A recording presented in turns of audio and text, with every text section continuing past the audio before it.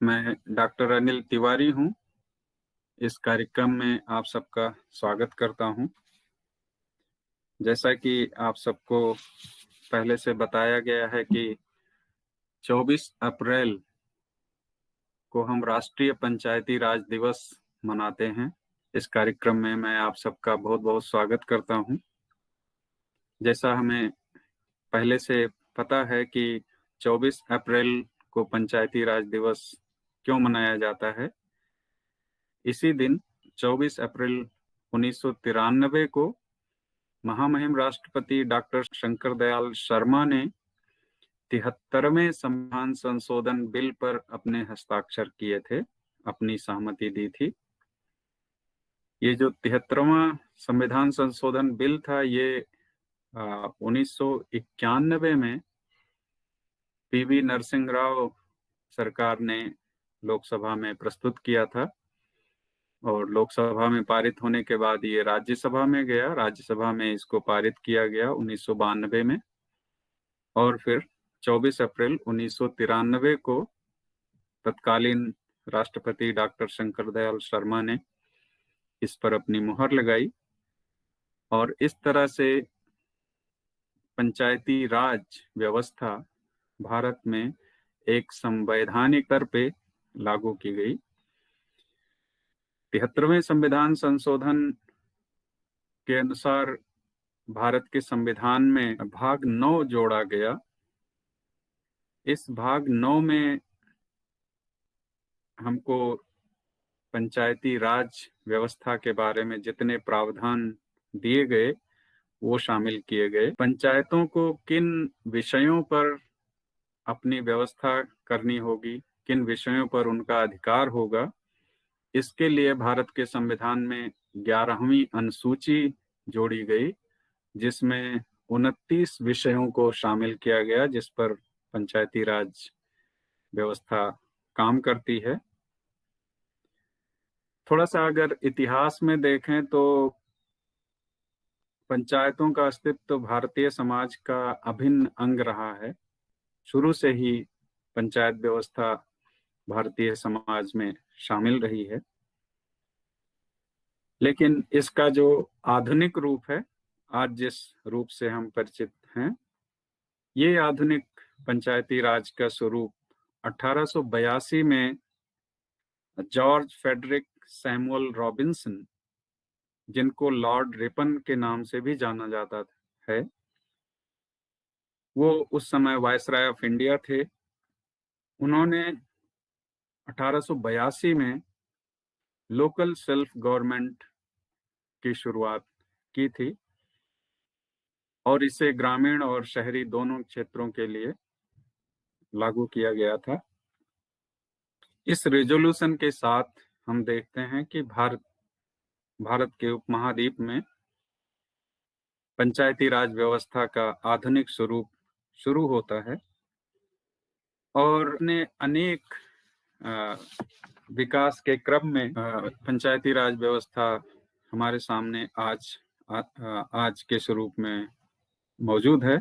तो थोड़ा सा इसके जो ऐतिहासिक बिंदु हैं मैं आपको शेयर करना चाहूंगा। भारत सरकार ने 1957 में 1957 में बलवंत राय मेहता की अध्यक्षता में एक समिति का गठन किया था और इस समिति से ये उम्मीद की गई थी कि ये पंचायतों के बारे में अपना सुझाव देगी।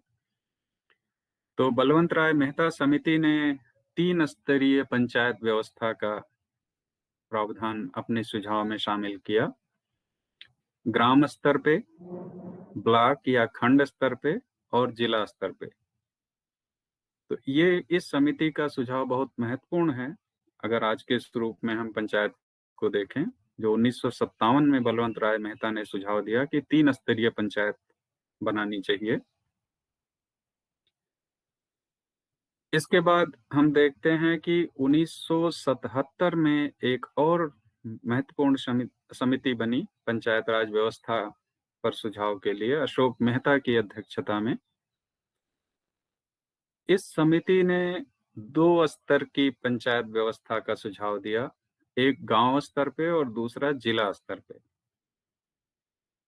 गांव स्तर की पंचायत को इस समिति ने मंडल नाम से सुझाव दिया कि मंडल समिति होगी और जिला पंचायत होगी, मंडल पंचायत होगी और जिला पंचायत होगी। गांव पंचायत को उन्होंने मंडल पंचायत कहा।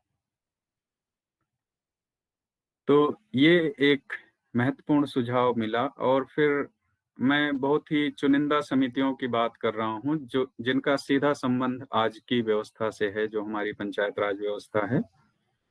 1986 में डॉक्टर एल.एम. सिंघवी की अध्यक्षता में एक समिति का गठन किया गया और इस समिति ने एक सुझाव दिया कि जब तक हम पंचायतों को संवैधानिक दर्जा नहीं देंगे तब तक ये प्रभावी ढंग से काम नहीं कर पाएंगे, इनका बहुत ज्यादा रोल नहीं हो पाएगा। तो सिंघवी साहब की अध्यक्षता में जिस समिति का गठन किया गया था उसने इस बात पर विशेष बल दिया कि इनको संवैधानिक दर्जा दिया जाए।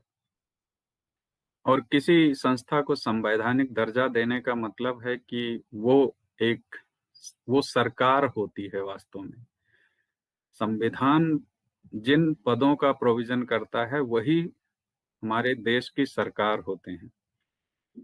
तो आप देखिए पंचायतों का जो स्तर है, पंचायतों का जो दर्जा है आज के समय में, वो सरकार का एक महत्वपूर्ण अंग है। और जिसको हम कहते हैं स्थानीय सरकार, जहां भी हम रह रहे हैं, और ये पंचायतें ग्रामीण क्षेत्र में काम करती हैं।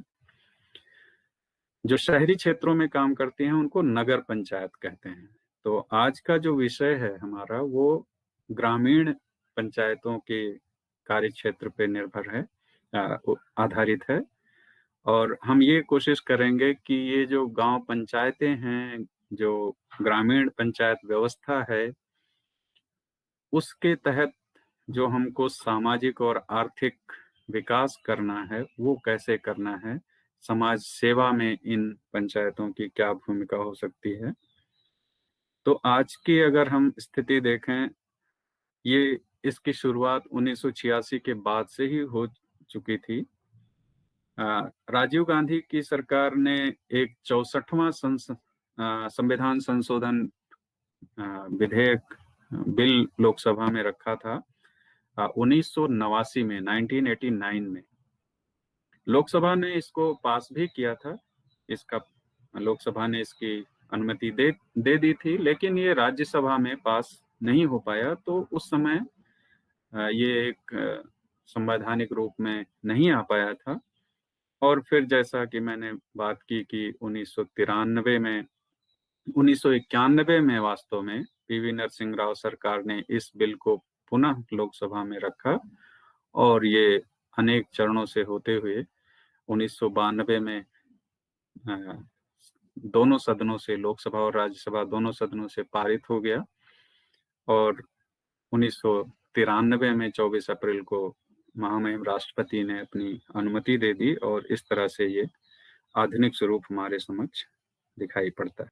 इसमें अगर हम इनके कार्य क्षेत्र के बारे में बात करें, बहुत ही क्रांतिकारी कदम रहा है ये। अगर देखा जाए, सबसे बड़ी जो क्रांतिकारी कदम रहा है वो ये रहा है कि जो पुरानी पंचायतें थी, पुरानी जो पंचायत व्यवस्था थी, उसमें प्रतिनिधित्व बहुत सीमित हुआ करता था, प्रभावशाली लोगों के हाथ में ही हुआ करता था। गांव जो समाज के दबे कुचले गरीब लोग होते थे उनका प्रतिनिधित्व नहीं होता था, महिलाओं का कोई प्रतिनिधित्व नहीं था। तो ये जो पंचायती राज व्यवस्था 1993 से प्रभावी हुई और उसी के परिप्रेक्ष्य में सभी राज्य सरकारों से ये अनुरोध किया गया कि आप सब अपने यहाँ विधानसभाओं के माध्यम से पंचायती राज व्यवस्था को स्थापित करें और जो केंद्र का जो कानून है उस कानून के अंदर और भी जितने प्रावधान कर सकते हैं करें, जिससे ग्रामीण क्षेत्र का सर्वांगीण विकास किया जा सके। तो इसमें जो सबसे क्रांतिकारी कदम रहा है वो सीटों का आरक्षण रहा है। हम अगर देखें तो 1/3 सीटें महिलाओं के लिए आरक्षित हैं, और जो अनुसूचित जाति और जनजाति के लोग हैं उनके लिए सीटों का इसमें आरक्षण किया गया है। और इसी केंद्रीय कानून में राज्यों को यह अधिकार दिया गया कि ये इस आरक्षण की सीमा को बढ़ा सकते हैं, और इस अधिकार को उपयोग करते हुए कई राज्य सरकारों ने 50% तक महिलाओं के लिए आरक्षण किया पंचायती राज व्यवस्था में। बिहार सरकार ने सबसे पहले ये कदम उठाया, बिहार राज्य ने सबसे पहले ये कदम उठाया जहां 50% सीटें महिलाओं के लिए आरक्षित हैं, और अनुसूचित जाति और जनजाति को आरक्षण जो मिलता है वो उनकी जो पंचायतों के क्षेत्र में उनकी जनसंख्या है उसके अनुपात में रखा गया है। ये इसका कानूनी पहलू है।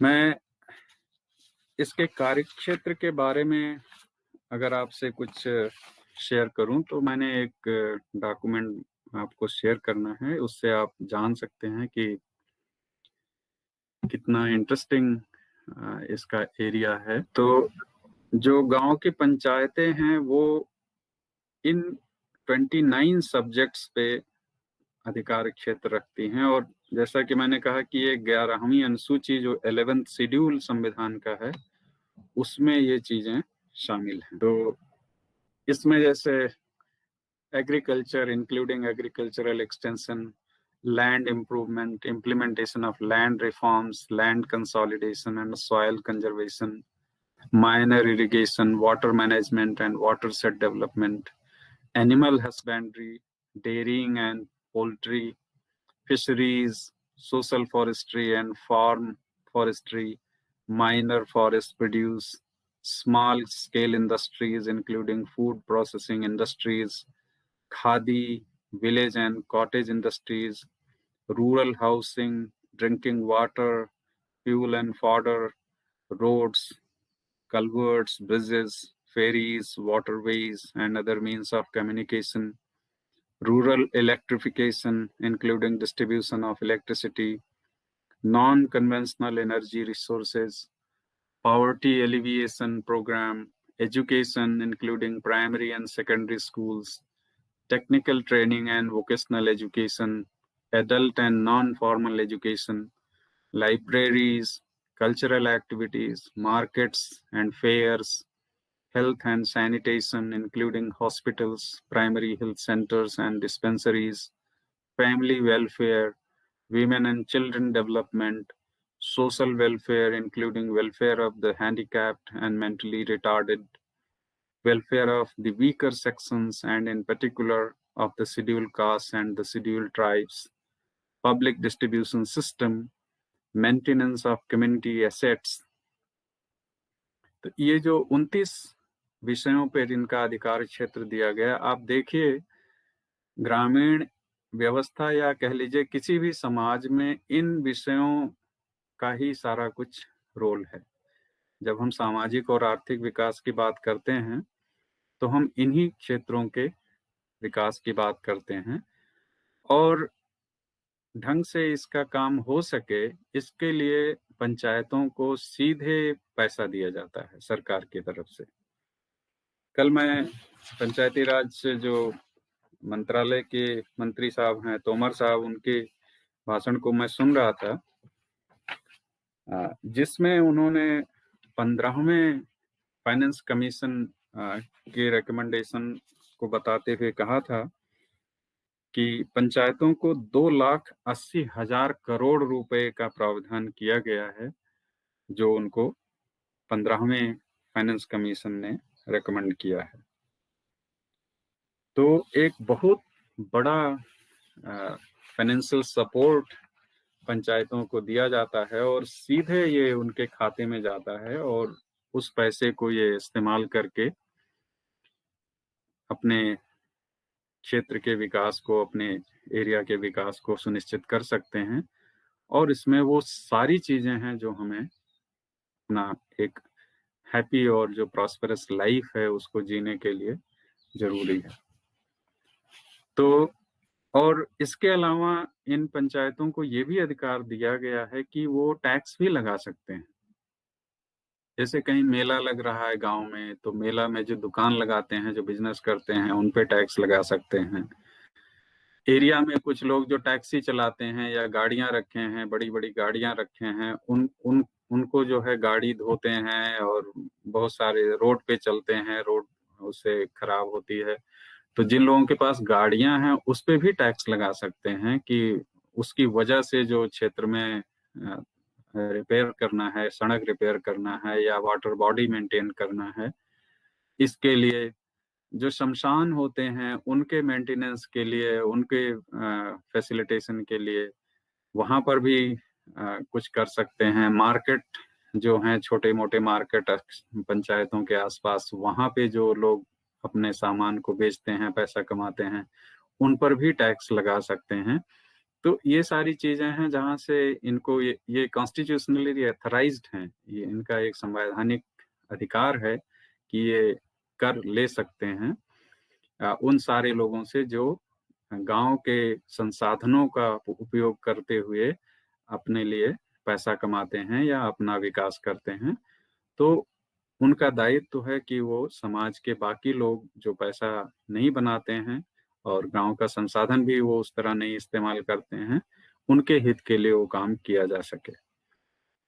तो अभी देखिए, जैसे सूचना और तकनीकी के माध्यम से तो पंचायतों को जो पैसा मिलता है और जो खर्चा करती हैं, इसका एक ऑडिट भी होता है। और उस ऑडिट को अभी बहुत सारी पंचायतों में ई ऑडिट कर दिया गया, इलेक्ट्रॉनिक ऑडिट कर दिया गया है। तो इससे बहुत सुविधा हो रही है, जिससे पारदर्शिता सुनिश्चित की जा सके और लोगों का विकास किया जा सके। तो इन्हीं बातों के साथ मैं अब अनुरोध करूंगा कि हमारे बीच जो आप लोग अपनी बातें साझा करना चाहें वो कर सकते हैं। तो जैसा कि शुरू में जिन लोगों ने नाम दिया हुआ था, मैं उनको अनुरोध करूंगा कि अपनी बातों को रखें। तो सबसे पहले मैं, अनन्या आई है कि नहीं? अभी ज्वाइन हुई थी, फिर लगता है डिस्कनेक्ट हो गया। अनन्या अभी नहीं है, चलो बीच में आ जाएगी तो उसको सुन लेंगे। तो इसके बाद मैं प्रतीक्षा को अनुरोध करता हूँ कि वो अपनी बात को हमारे बीच में रखें। प्रतीक्षा, अपना माइक ऑन करके। Good morning, everyone. My name is Pratiksha, and I'm from DPS, and I'm in 12th standard. Topic is local bodies, that is Panchayat Raj. So, Panchayat Raj is a political system used for governance at village and district level. The word Raj means rule, and Panchayat means assembly of five.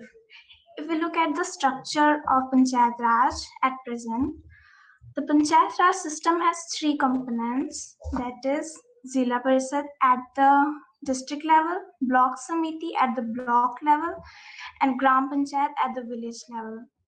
The Gram Panchayat is divided into wards, and each ward is represented by a ward member or commissioner, also referred to as a Panch or Panchayat member, who is directly elected by the villagers. The Panchayat is chaired by the president of the village, known as Sarpanch. The secretary of the Panchayat is a non-elected representative appointed by the state government to oversee Panchayat activities. The term of the elected representatives is 5 years. It is believed that self-governing village communities existed in India from earliest times, around 2500 BCE period, in the forms of sabhas. Traditionally, Panchayat consisted of wise and respected elders chosen and accepted by the local communities. Panchayat is closest to the common people and involves day-to-day life and problems of ordinary people. So it's convenient for the people to approach the local government for solving their problems both quickly and with minimum cost. It is at the level of local government that common citizens can be involved in decision making concerning their lives, their needs, and above all, their development. Common people are also more concerned with what local government does or has failed to do, as it has a direct bearing and impact on their daily lifestyle.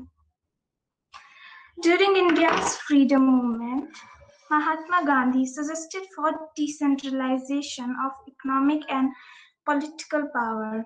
He believed that strengthening village panchayats was a means of effective decentralization. All development initiatives must have local involvement in order to be successful. Panchayat therefore were looked upon as instruments of decentralization and participatory democracy. According to panchayat or local government bodies, local knowledge and local interests are essential ingredients for democratic decision making. And, and also, of course, because uh, democracy needs accountability for the support of citizens, and panchayat has to be accountable for their every action as it has direct impact on everyone's daily life, daily basis. So that's it. Thanks for your attention. Thank you Pratiksha, thank you, very nice. इन्होंने जैसे बात किया कि पंचायतों का जो स्वरूप होता है उसमें जो लोग भागीदारी करते हैं वो उसके सीधे बेनिफिशियरी भी होते हैं। और हम देखें जिसको हम गांव सभा कहते हैं, गांव सभा में जितने वोटर्स होते हैं वो मेंबर होते हैं और वो एक जनरल बॉडी है। वो एक तरह से जैसे हमारी संसद है, जैसे लोकसभा में एमपीज होते हैं, ऐसे ही गांव का जितना वोटर है वो गांव सभा का मेंबर होता है। तो आप देखिए कि वो सारे लोग विधायक हैं, विधायी प्रक्रिया में भी भाग लेना है उनको। गांव के जितने एडल्ट वोटर्स हैं वो सारे उसके मेंबर होते हैं। तो उनका उनका जो उनकी स्थिति जो है वो वैसे ही है जैसे संसद लोकसभा में या राज्यसभा में एमपीज की होती है, या विधानसभा में एमएलएज की होती है, या विधान परिषदों में एमएलसीज की होती है, या ग्राम जो नगर पंचायत हैं वहाँ जो लोग वार्ड सदस्य वगैरह होते हैं। तो ये ऐसी स्थिति है। तो गांव पंचायत का जो स्वरूप है वो पूरी तरह जैसे इन्होंने कहा कि डिसेंट्रलाइजेशन ऑफ पावर, जो गांधी जी का आइडिया था कि जिनको जिनके लिए व्यवस्था करनी है उन्हें खुद अपने लिए व्यवस्था करनी है, अपने लिए रूल बनाने हैं, अपने लिए प्लानिंग करनी है और अपने ही उसको लागू करना है। तो गांव पंचायतें एक बहुत ही सुंदर मॉडल है विकेंद्रीकरण का, शक्ति के विकेंद्रीकरण का। ये बहुत ही सुंदर चीज है। और इसमें जैसे कि अगर दिल्ली में कोई पॉलिसी बनती है तो वो जम्मू कश्मीर के किसी एक छोटे से गांव में लगाना है वो वैसे लग जाएगा, ऐसा सोचना तो बहुत ही अजीब है। तो गांव के लोग खुद अपनी नीति तय करें, कैसे उनको विकास करना है, कैसे पैसा कहाँ खर्च करना है, पैसा कहाँ से लेना है, ये सारे वो खुद तय करें और खुद उसको इंतजाम करके पूरे गांव के विकास के लिए योजना बना के उसका क्रियान्वयन करें और उसको देखें। तो ये एक तरह से उनकी जिम्मेदारी है, उनकी भूमिका है। और उस भूमिका और जिम्मेदारी के नाते एक ही बहुत ही एक गरिमामय स्थिति है। अगर देखें आइडियली तो गांव का हर नागरिक एक तरह से उस व्यवस्था में सीधे भागीदारी कर रहा है जो व्यवस्था उसके लिए सुविधाएं और सहूलियतें पैदा कर रही है। तो थैंक यू प्रतीक्षा इस बात को हमारे बीच में रखने के लिए। और इसमें जो निर्वाचित प्रतिनिधि हैं उन प्रतिनिधियों के अलावा जैसे कि इन्होंने कहा कि जो सरकार का नुमाइंदा है, जो सरकारी अधिकारी है, वो भी एक रोल रखता है, जो सेक्रेटरी होता है। और वो एक तरह से उस पंचायत में सेक्रेटरी का रोल करता है। तो आप देखिए वास्तव में मालिकाना हक जो है वो पंचायत के निर्वाचित प्रतिनिधियों का है, और जो सेक्रेटरी होता है वो एक असिस्टेंट की तरह होता है जो उसको हेल्प करता है और सरकार की जो योजनाएं हैं उनके बारे में उनके समक्ष सूचनाएं लाता है और उन योजनाओं को लागू करने के जो तरीके हैं उसके बारे में सलाह देता है, और पंचायत के जो प्रतिनिधि हैं वो उस पर कार्रवाई करते हैं। तो बहुत ही सुंदर विचार रखे प्रतीक्षा ने। अब हमारे बीच में आकांक्षा आकांक्षा हो कनेक्ट नहीं हो, चलो तो फिर बीच में कनेक्ट होते हैं तो हम उनको सुनेंगे।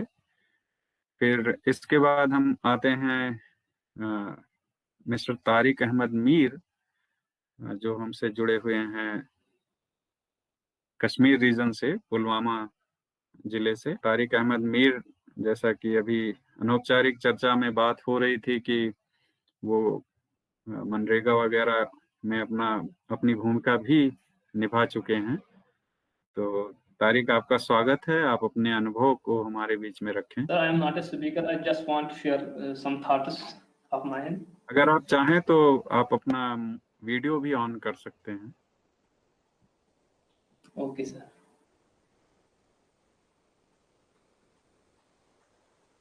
हाँ, स्वागत है। Sir, आपका माइक बंद हो गया। सर वीडियो से फिर इंटरनेट कनेक्शन ठीक है, में ब्रेक होता है। बिल्कुल इसीलिए, बिल्कुल, बहुत अच्छा है। बिना वीडियो के ही करिए जिससे कनेक्टिविटी डिस्टर्ब ना हो फिर।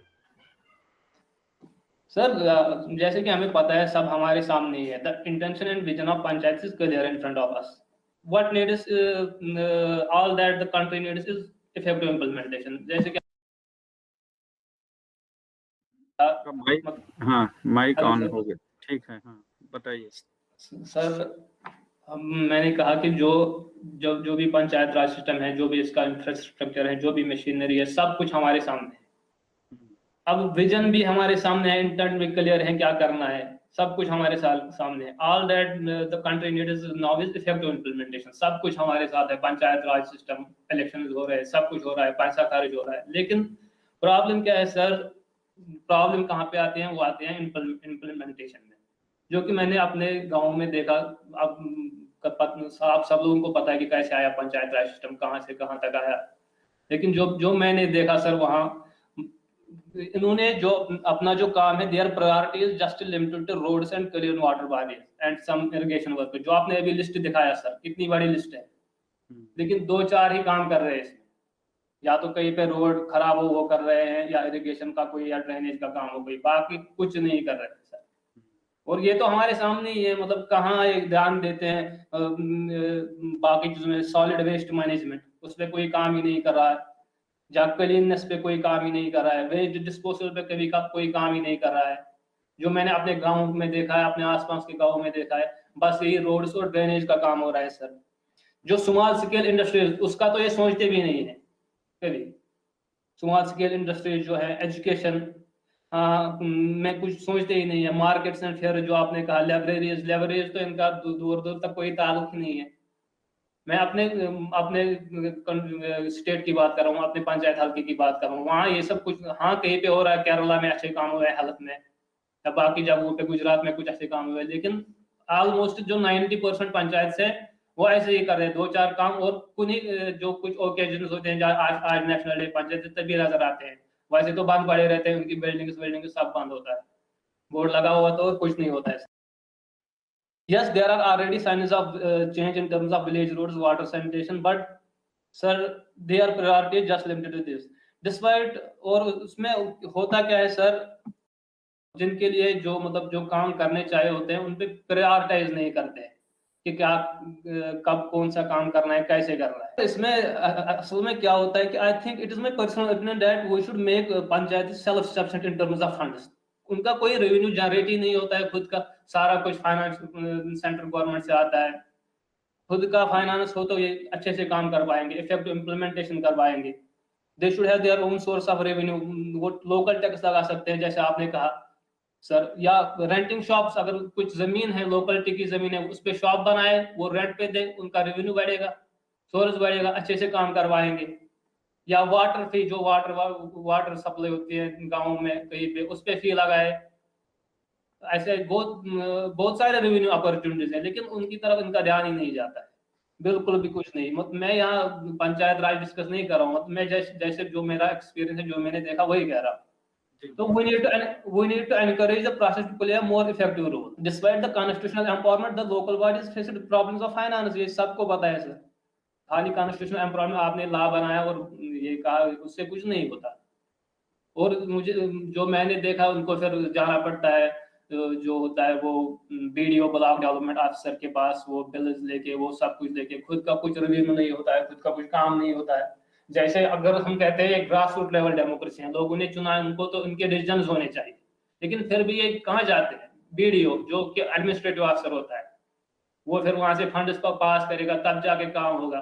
तो इनकी से कहाँ है सर? फिर अगर हमने उनको चुना तो इनकी कोई कौन सुनता है सर? उनको क्यों जाना पड़ता है फिर वहां पे?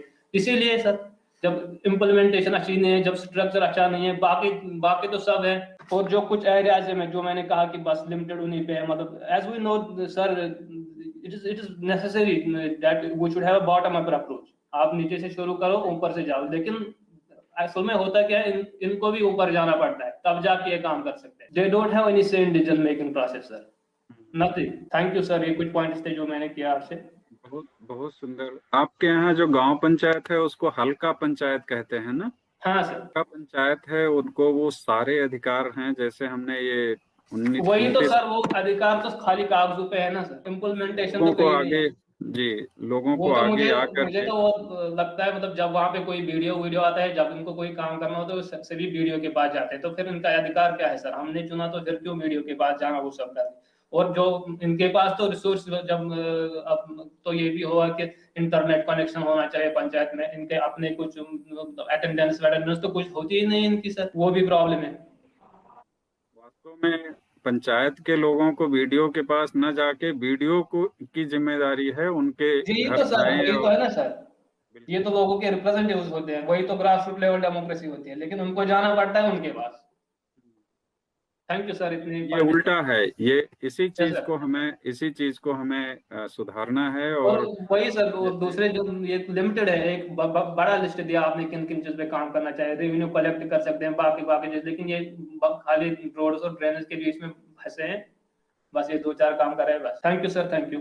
ये जो वीडियो बन रहा है इसको भी हम शेयर करेंगे और ये प्रतिनिधियों तक पहुंचेगी।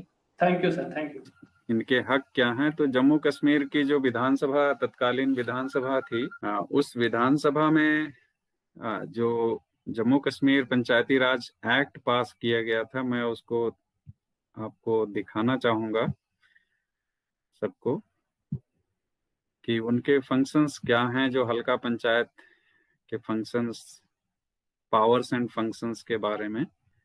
ये डॉक्यूमेंट आप सबको दिखने लगा? ये जम्मू कश्मीर का जो पंचायती राज एक्ट है, जो 1996 में मेरे ख्याल से पास हुआ था, ऊपर लिखा हुआ है इसमें। 1989 में इसको पास किया गया था जम्मू कश्मीर में, और 1996 में कुछ रूल्स और बनाए गए थे, और फिर अप्रैल 2011 में कुछ अमेंडमेंट भी हुए थे। तो इसके तहत जो पंचायतों को उनकी संरचना कैसे होगी, वो तो सब पूरा एक ही है। और ये जो पावर और फंक्शन है, इसमें ये देख लीजिए, चैप्टर 3 जो है उस एक्ट का, Subject to the provisions of this act, it shall be the duty of each halka panchayat to make provision for the following, subject to the availability of funds at its disposal. Fund के बारे में हमने देखा कि government सीधे अब fund दे रही है पंचायतों को, उसमें बीच में वीडियो और इनका सिर्फ इतना रोल है कि जो पैसा निकालना होता है उस पे जो सेक्रेटरी है उसका और जो सरपंच है दोनों का सिग्नेचर होता है पैसा निकालने के लिए। लेकिन वो पैसा खर्च कैसे करना है, कहाँ करना है, इस पर कोई सरकार का कंट्रोल नहीं है, सीधे उस पंचायत का कंट्रोल है। तो वो करना क्या है उन्हें? To prepare the plans for the development of the हल्का। प्लान बनाना मतलब कहाँ खर्चा करेंगे, वो भी ये है, प्लान बनाना है कि कहाँ खर्चा करना है। और प्लान बनाने में जो पंचायत, हल्का पंचायत जो होती है, उस गांव में जितने लोग हैं, एडल्ट जो वोटर्स हैं, उन सबको इकट्ठा होके मीटिंग में ये प्लान बनना चाहिए। और ये प्लान एक टेंटेटिव प्लान, वास्तव में जो सरपंच है और जो पंच होते हैं वो एक टेंटेटिव प्लान ले करके, और एक जनरल बॉडी मीटिंग जो होती है हल्का पंचायत सब की, उसमें उसको रखते हैं और सारे लोग उस पर चर्चा करते हैं, सुझाव देते हैं और एक कंप्रहेंसिव प्लान बनता है। तो to prepare the plan for the development of the halqa, then to undertake measures for the implementation of the developmental plans. आपने कहा ना इम्प्लीमेंटेशन में प्रॉब्लम आती है, और इम्प्लीमेंटेशन भी कुछ ही चीजों पर रिस्ट्रिक्टेड है, जैसे कहीं गली बना दिया, स्टोन लगवा दिया, या कोई वाटर बॉडी का थोड़ा मेंटेनेंस करा दिया, और बाकी चीजों पे ध्यान नहीं जाता है। तो ये देखिए, इसमें प्लांटेशन करना, वाटर बॉडी, सॉइल कंजर्वेशन के लिए डैम बनाना, जगह जगह पे चेक डैम बनाते हैं। तो तीसरा पॉइंट देखिए, to specially deal with the problems of soil conservation, water management, social forestry बहुत ही important है। पूरे जितनी पंचायत की जगह है वो हरी भरी होनी चाहिए, अच्छी जगह होनी चाहिए। सोशल फॉरेस्ट्री एक उसका बहुत ही इंपॉर्टेंट डायमेंशन है। देन रूरल इंडस्ट्रियलाइजेशन, गांव के जो संसाधन है उसके आधार पे जो स्मॉल उद्योग लग सकते हैं, स्मॉल इंडस्ट्रीज लग सकते हैं, उस पे उनको सोचना है, विचार करना है, और उसके लिए जो भी पैसे की जरूरत है सरकार और भी पैसे दे सकती है।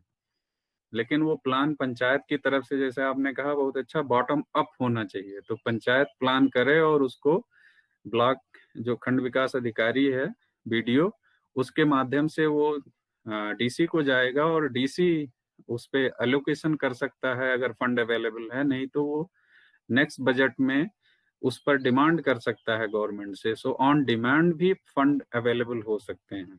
ऐसे ही एग्रीकल्चर से रिलेटेड एनिमल हस्बेंड्री, शीप, गोट, शीप, ये सब जो पालते हैं, इसके लिए वो कर सकते हैं। सैनिटेशन, गांव की साफ सफाई, health hygiene का situation, and other welfare programs. Then regulation of buildings, shops and entertainment houses and checking of offensive or dangerous trades. ये बहुत ही इम्पोर्टेंट है। जितनी सरकारी संस्थाएं हैं, जैसे कोई सामुदायिक विकास केंद्र बनाया या स्कूल बने हुए हैं, उनकी बिल्डिंग का मेंटेनेंस है। शॉप्स जो वास्तव में बनाई जाती हैं, और आपके यहाँ कुछ स्लॉटर हाउसेज होंगे, ये देखिए सेकंड उसमें construction and maintenance of slaughter houses, regulation of sale and preservation of meat and processing of skins and hides. ये हल्का पंचायत का बहुत ही इम्पोर्टेंट रोल है, क्योंकि अपने रीजन में स्लॉटर हाउस एथराइज पंचायत ही एथराइज करती है, और फिर उनका मेंटेनेंस भी करती है। मेंटेनेंस करना उसका जिम्मेदारी है, और जो उसमें जो मीट प्रोसेस होगा या स्किन जो जानवरों की निकलेगी, उसकी प्रोसेसिंग के लिए उनको सोचना है, उसके लिए काम करना है। Then regulation of sale and preservation of fish, vegetables and other perishable articles and food. ये एक बहुत ही इम्पोर्टेंट काम है। गांव में बहुत सारे प्रोडक्ट बेकार चले जाते हैं, तो गांव पंचायत, हल्का पंचायतें वहां पर कुछ इस तरह की व्यवस्था भी प्लान कर सकती हैं जहां ये खराब होने वाली चीजों का प्रिजर्वेशन हो सके या उसके लिए प्रोसेसिंग ढंग से हो सके। उसके लिए भी छोटे छोटे यूनिट्स गांव में लगें, जिससे गांव को अपने लिए कुछ पैसे भी मिलेंगे उनको, और अपने लिए संसाधन भी सुरक्षित रहेंगे। ऐसे ही regulation of fairs and festivals. आप देखिए, हमारे भारत के गांव में बहुत सारे मेले लगते हैं, बड़े त्योहार होते हैं, उसमें छोटे छोटे मेले लगते हैं इधर उधर। किसी मजार पे लगे मेले, किसी मंदिर के आसपास मेले लगते हैं, कोई वैसे ही लोकल मार्केट्स होती हैं, उनका भी मेंटेनेंस और रेगुलेशन करना इनकी जिम्मेदारी है। फिर preparation and implementation of special development plans for alleviating poverty and employment generation through and besides programme. Different government scheme हैं, जैसे आपने बोला, ये इंटीग्रल रूरल डेवलपमेंट प्रोग्राम है, नेशनल रूरल एम्प्लॉयमेंट प्रोग्राम है, rural landless employment guarantee programme है, housing of schedule caste and backward classes. इस सब पे उनको काम करना होता है। शौचालय बनाए, जो गरीब हैं उनके लिए घर बनाने का प्रोग्राम, ये सारा उनकी जिम्मेदारी है, और इसके लिए सरकार की तरफ से पैसा आता है, और जैसे मैंने कहा ऑन डिमांड स्पेशल ग्रांट्स भी मिलती हैं। Then all matters involving regulation, supervision, maintenance and support incidental to or necessary for the more efficient discharge of the above functions and those which may be entrusted to Halka Panchayat under the provisions of this act. तो ये जम्मू कश्मीर का जो पंचायती राज act है उसमें ये सारी बातें लिखी गई हैं। इसके अलावा जैसे कहा गया ना कि ऑल मैटर्स इन्वॉल्विंग, जो भी आपको लगता है कि हाँ ये हमारे यहाँ होना चाहिए, ये सबके हित की है बात, ये सबके विकास के लिए जरूरी है, वो सारी चीजें पंचायत इनिशिएटिव ले सकती है। और जैसे जितने संसाधन हैं, संसाधन हमारे गांव में जैसे आप देखिए बहुत सारी चीजें हैं, पेड़ हैं, कुछ ऐसे पेड़ लगाएं जिनका टिम्बर वैल्यू है, तो टीक के पेड़ लगा दिए या कोई और ऐसे पेड़ लगा दिए जो 15-20 साल में बेच करके उससे और इनकम हो सकती है। तो पंचायत की बहुत सारी जमीन होती है, वहाँ सोशल फॉरेस्ट्री उसके प्लान में है, वो लगाएं, उससे संसाधन बढ़ेगा। ऐसे ही वाटर बॉडीज, जो लोग बहुत ज़्यादा पानी इस्तेमाल करते हैं उनके इस्तेमाल पर भी रेगुलेशन कर सकते हैं जिससे उसका वेस्ट ना हो। तो ये बहुत ही इम्पोर्टेंट प्रोविजंस हैं और मुझे लगता है कि जितने हमारे सरपंच हैं, जितने हमारे पंच हैं, इन सबको इन सारी चीज़ों के बारे में जानकारी होनी चाहिए और हम लोगों का एक छोटा सा प्रयास है जिससे ये जानकारी न ये तो केवल है ना sir, I think the problem is they are not aware about what they can do. बिल्कुल, वो उनको पता नहीं है ना, इसीलिए दे मैंने आर कहा not aware about the functions. उनको लगता है हम ये 2-4 ही काम कर सकते हैं बस, इसके अलावा हमारे हाथ में ये कुछ नहीं देखिए है। चैप्टर 4 में प्रॉपर्टी के बारे में, प्रॉपर्टी ऑफ हल्का panchayat, the following shall constitute the property of हल्का पंचायत। क्या वही है? तो सर, उनको जब पता ही नहीं है इसके बारे में, वही प्रॉब्लम तो वही है ना। Public village road within the Halka Panchayat area other than those under the control of any department of the government. तो जो गांव की सड़कें हैं वो उनकी प्रॉपर्टी हैं। Property movable and immovable which has been transferred to Halka Panchayat by the government, any public body or any individual. कोई डोनेट भी कर सकता है। मान लो पंचायत को किसी ने घर डोनेट कर दिया, मान लो बहुत सारे लोग गांव छोड़ के शहर में बस गए, वो उनको घर डोनेट कर दिए, तो उस घर को लाइब्रेरी, जैसे आपने कहा कि हर गांव में अगर एक लाइब्रेरी बनती है तो ये जैसे कहें ना जानकारी नहीं है। अब ये पता लगा जम्मू कश्मीर का जो पंचायती राज एक्ट की एक बुकलेट है, वो अगर 10 बुकलेट उस लाइब्रेरी में रख दिया तो गांव के बच्चे जाएंगे पढ़ेंगे, जो बड़े लोग हैं वो भी जाके पढ़ेंगे, तो उनको पता लगेगा तो उस पर काम करेंगे आगे और उस पर डिमांड करेंगे कि हाँ ये हमारे यहाँ ये होना चाहिए।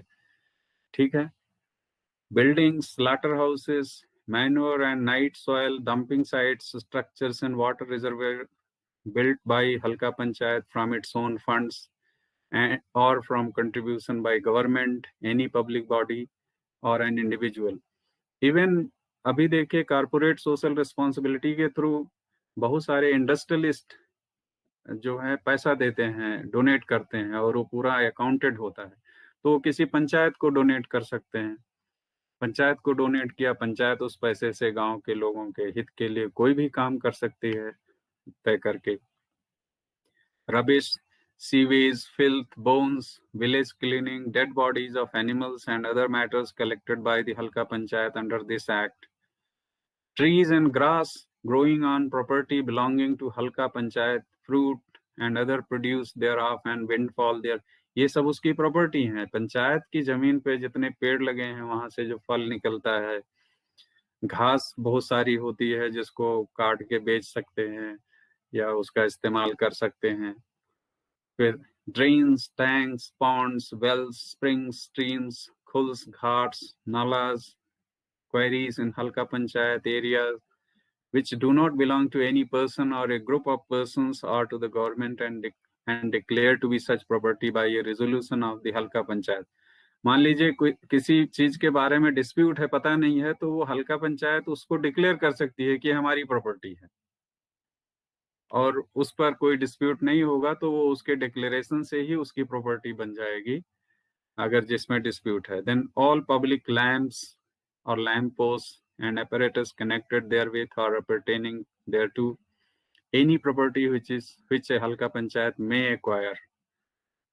पब्लिक लैंप्स देखिए, गांव में रात में आने जाने के लिए अगर उजाला करना है तो अभी सोलर लैंप्स के प्रोविजंस कर सकते हैं। कोई ऐसी जगह जहाँ पे लोग नॉर्मली इकट्ठा होते हैं गपशप करने के लिए या कुछ और क्रिएटिव वर्क के लिए, छोटे छोटे पार्क डेवलप कर सकते हैं बच्चों के लिए। उनके न्यूट्रिशन के लिए गांव पंचायत, हल्का पंचायत ऐसे प्लांट लगा सकती है जिससे फ्रूट हो। तो अगर मान लीजिए एक हल्का पंचायत 1000 आम के पेड़ लगा देती है या अमरूद के पेड़ लगा देती है या और कोई फ्रूट, सेब लगा दिया, आपके एरिया में सेब होता है खूब, तो वो पूरे जो गांव के बच्चे हैं, जो जितने लोग हैं, उनके न्यूट्रिशन में इंक्रीमेंट हो गया। उनके लिए जितने खाने की न्यूट्रिशन वैल्यू है वो बढ़ गई। वो सारे जो फ्रूट्स होंगे कहाँ जाएंगे? वही लोग तो यूज करेंगे। पंचायत उसको लगा के बहुत सस्ते दामों पे दे सकती है अपने ही लोगों को, या वैसे दे सकती है, पंचायत का अधिकार है, उसकी प्रॉपर्टी है, उनको लोगों को दे सकती है। पता लगा एप्पल लगवाया, एप्पल के बाग इकट्ठा किया और रख दिया कि ठीक है भाई, ले जाओ, हर घर में जितने सदस्य हैं उनके हिसाब से उनको 2 किलो 4 किलो जो भी है। तो ये सारी व्यवस्था कर सकती है। तो हम देखते हैं कि ये जो sir, sorry to interrupt you sir, मैं एक चीज ऐड करना चाहती हूँ सर। मैं आपको बताता हूँ अभी। आपको मैं नाम नोट कर लेता हूँ, मैं आपको बुलाता हूँ अभी। सर, प्रेरणा हीरा। हाँ ठीक है, मैंने नोट कर लिया, आप कनेक्ट रहिए, आपको मैं बुलाता हूँ अभी। बस मैं अपनी बात समाप्त करके आपको बुलाता हूँ। तो ये जैसे देखा, अब आप देखिए कि हल्का पंचायत को जो फंड होता है, every halqa panchayat shall have a fund to be called halqa panchayat fund which shall be comprise the following. जो टैक्स कलेक्ट करेगा, जो कोई फी कहीं से कलेक्ट करेगा, वो उसका फंड होगा। Proceeds from the property and enterprises run by हल्का पंचायत। वो छोटे छोटे इंडस्ट्री भी लगा सकते हैं, रन कर सकते हैं, जैसे हैंडलूम लगाया, या मान लीजिए एक अच्छा सा एक आशियाना बना करके उसमें टेलरिंग की मशीनें लगा दी और लोगों को कहा कि तुम बैग बनाओ, या आजकल जैसे मास्क बन रहे हैं, खूब बेच सकते हैं उसको बनवा के, वहाँ लोगों को एम्प्लॉय कर सकते हैं। फिर court fees, fines, compensations paid to halqa panchayat. अगर कोई गड़बड़ करता है तो हल्का पंचायतों को अधिकार है कि उन पे फाइन कर सके। मान लीजिए किसी ने पेड़ काट दिया बिना इजाजत के और नुकसान कर दिया जो हल्का पंचायत की प्रॉपर्टी है, तो उस परिवार पे, उस व्यक्ति पे फाइन कर सकते हैं, कंपेंसेशन के लिए भी कह सकते हैं।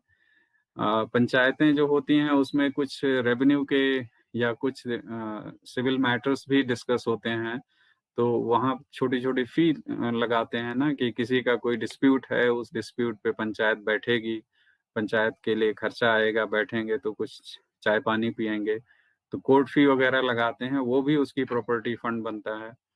Donations and contributions paid by public for works undertaken by हल्का पंचायत। गांव में बड़े सारे रिच लोग हैं जिनके पास प्रॉपर्टी है, पैसा है, they can contribute financially support the panchayat to undertake social welfare activities, right? Even sarpanch का काम ये नहीं है कि सरकार की तरफ सिर्फ मुंह उठा के देखो कि हाँ सरकार पैसा देगी तो करेगी, उनको फंड जनरेट भी करना चाहिए इस तरह से। और जितना जनरेट करेंगे, आप देखिए अभी कल बड़ी सारी पंचायतों को अवार्ड दिए गए जो इस तरह से बहुत ही एक्टिवली काम कर रहे हैं। तो उनको डोनेशन भी डिमांड करना, कहीं भी जाएं, कोई भी है, अगर कोई बड़ा आदमी आता है उस एरिया में, उनसे कहें कि हाँ हमारे हम कम्युनिटी के लिए ये कि एक बिल्डिंग बनाना चाहते हैं। शादियां होती हैं, देखिए शादियों में लोग जाते हैं तो वहाँ बारात टिकाने का, मेले होते हैं वहाँ पे पब्लिक टॉयलेट्स बनवाने का, जो drinking water, safe drinking water के लिए प्रोविजन करने का, किसी को भी रिक्वेस्ट कर सकते हैं कि हाँ हम एक ऐसा water body safe drinking water के लिए बनाना चाहते हैं, या वाटर फिल्टरिंग लगाना चाहते हैं। वाटर बहुत ही ह्यूज कंसर्न है गांव के लोगों को, साफ पीने का पानी।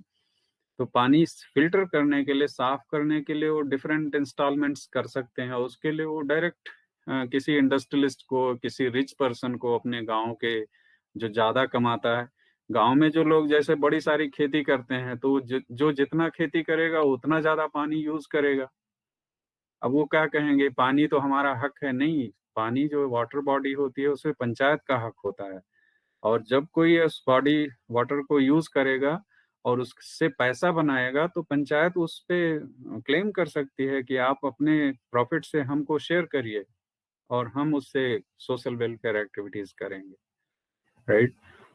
देन सैनिटेशन, बड़ी गंदगी, गांव में जाइए देखिए कितनी गंदगी होती है। वाटर जो वेस्ट मैनेजमेंट के बहुत बड़े कंसर्न हैं, उस वेस्ट मैनेजमेंट के लिए हमको कलेक्टिव एफर्ट पंचायत कर सकती है। जहाँ पे ऐसे चीजें हैं जो सड़ गल सकती हैं, उनको इकट्ठा करना, उनका फिर फर्टिलाइजेशन के लिए यूज कर सकते हैं, फर्टिलाइजर बना सकते हैं।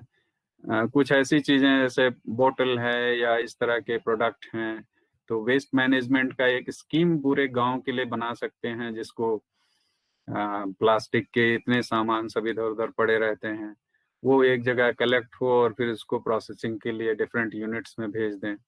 इवन अगर उस गांव पंचायत या हल्का पंचायत में ज़्यादा वेस्ट जनरेशन हो रहा है इस तरह का जो रिसाइकलेबल है, तो वो छोटी सी यूनिट भी लगा सकते हैं और उसके लिए सरकार भी सपोर्ट करेगी और इस तरह से फंड भी जनरेट कर सकते हैं।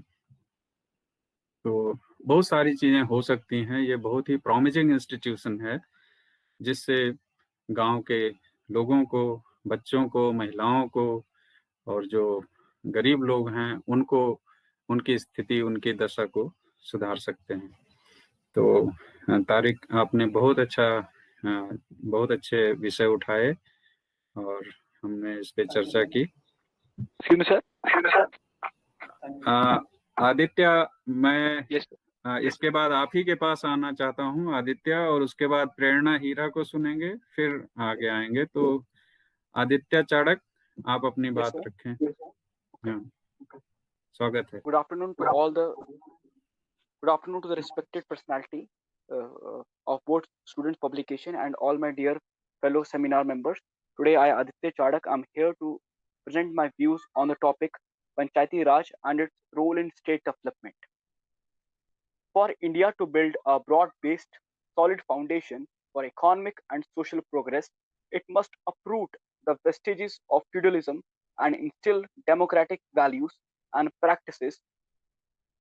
The people who live in India's 7.5 million villages must become the authors of their own lives, and women must be respected and supported as equal partners in the process of.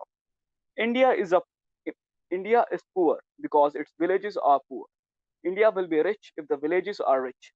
Panchayat should be given greater power, for we want the villagers to have a greater measure of real Swaraj, or we can say self-government in their own village.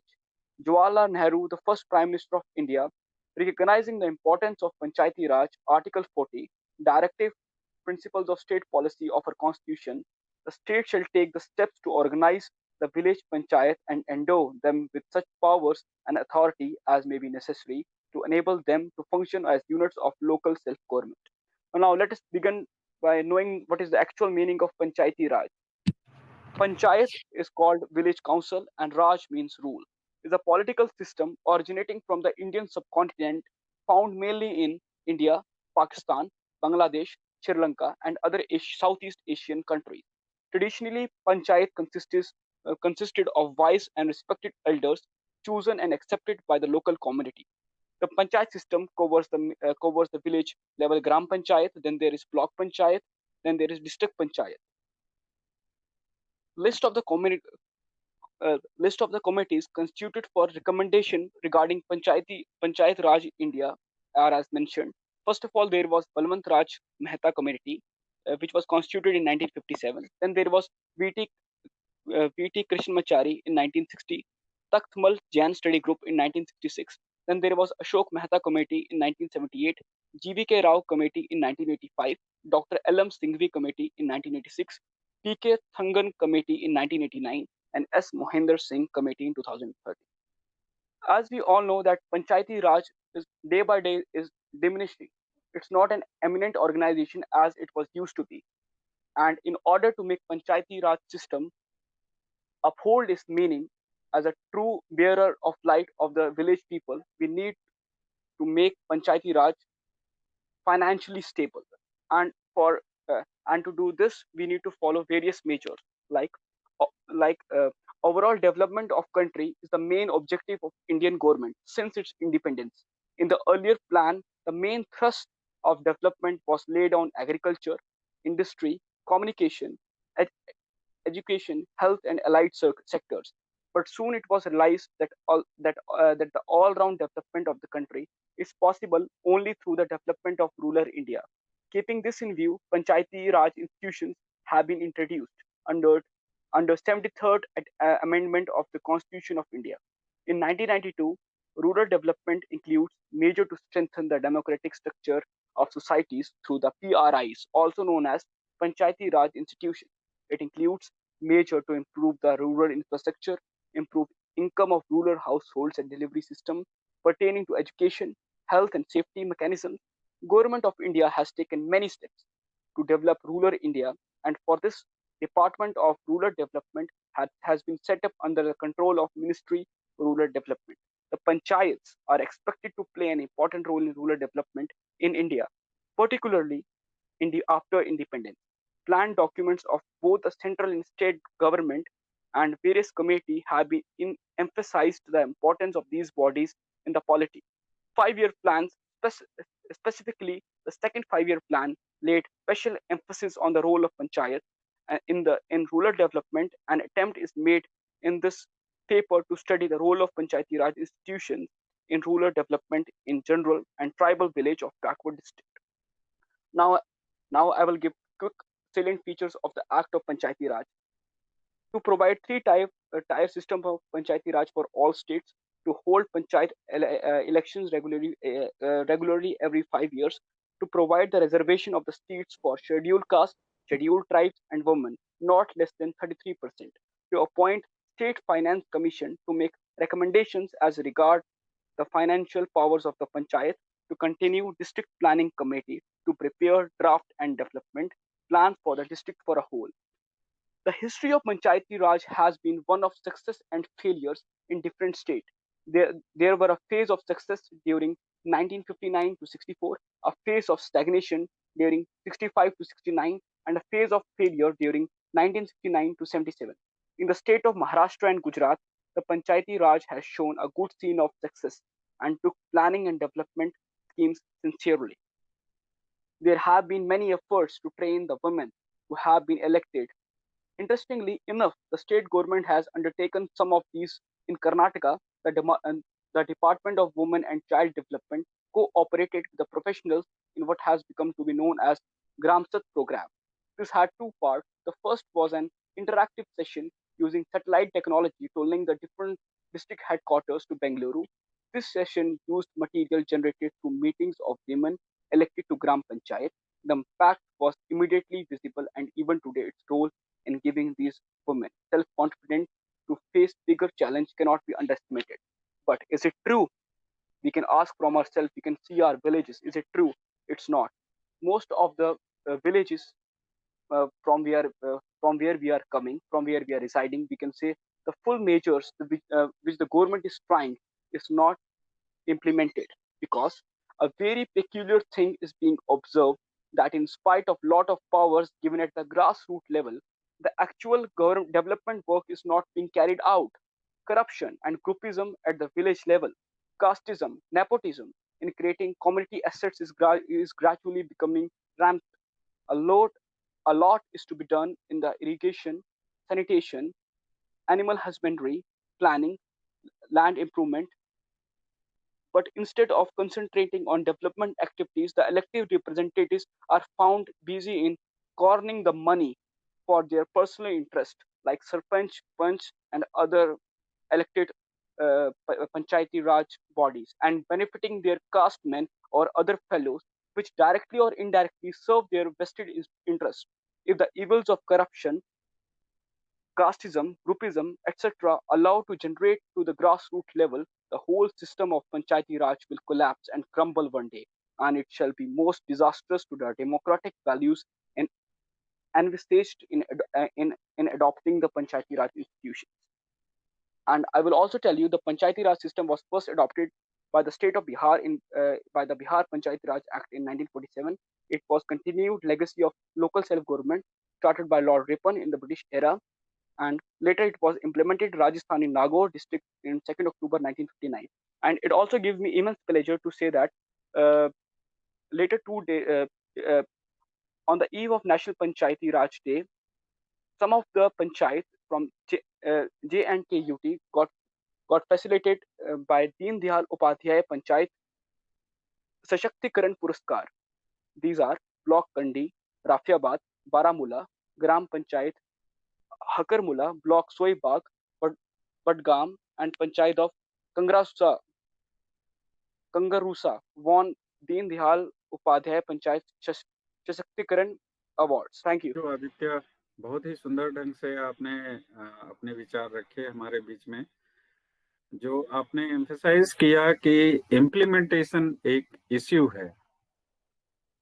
आप देखिए कि पंचायतें एक ऐसा निकाय हैं जिसमें पंचायत के अंदर आपका पड़ोसी जो आपका प्रतिनिधि है वो आपके बगल ही रह रहा है या आप ही हैं मान लो, और आप ही को प्लानिंग करना है, आप ही को इम्प्लीमेंटेशन करना है।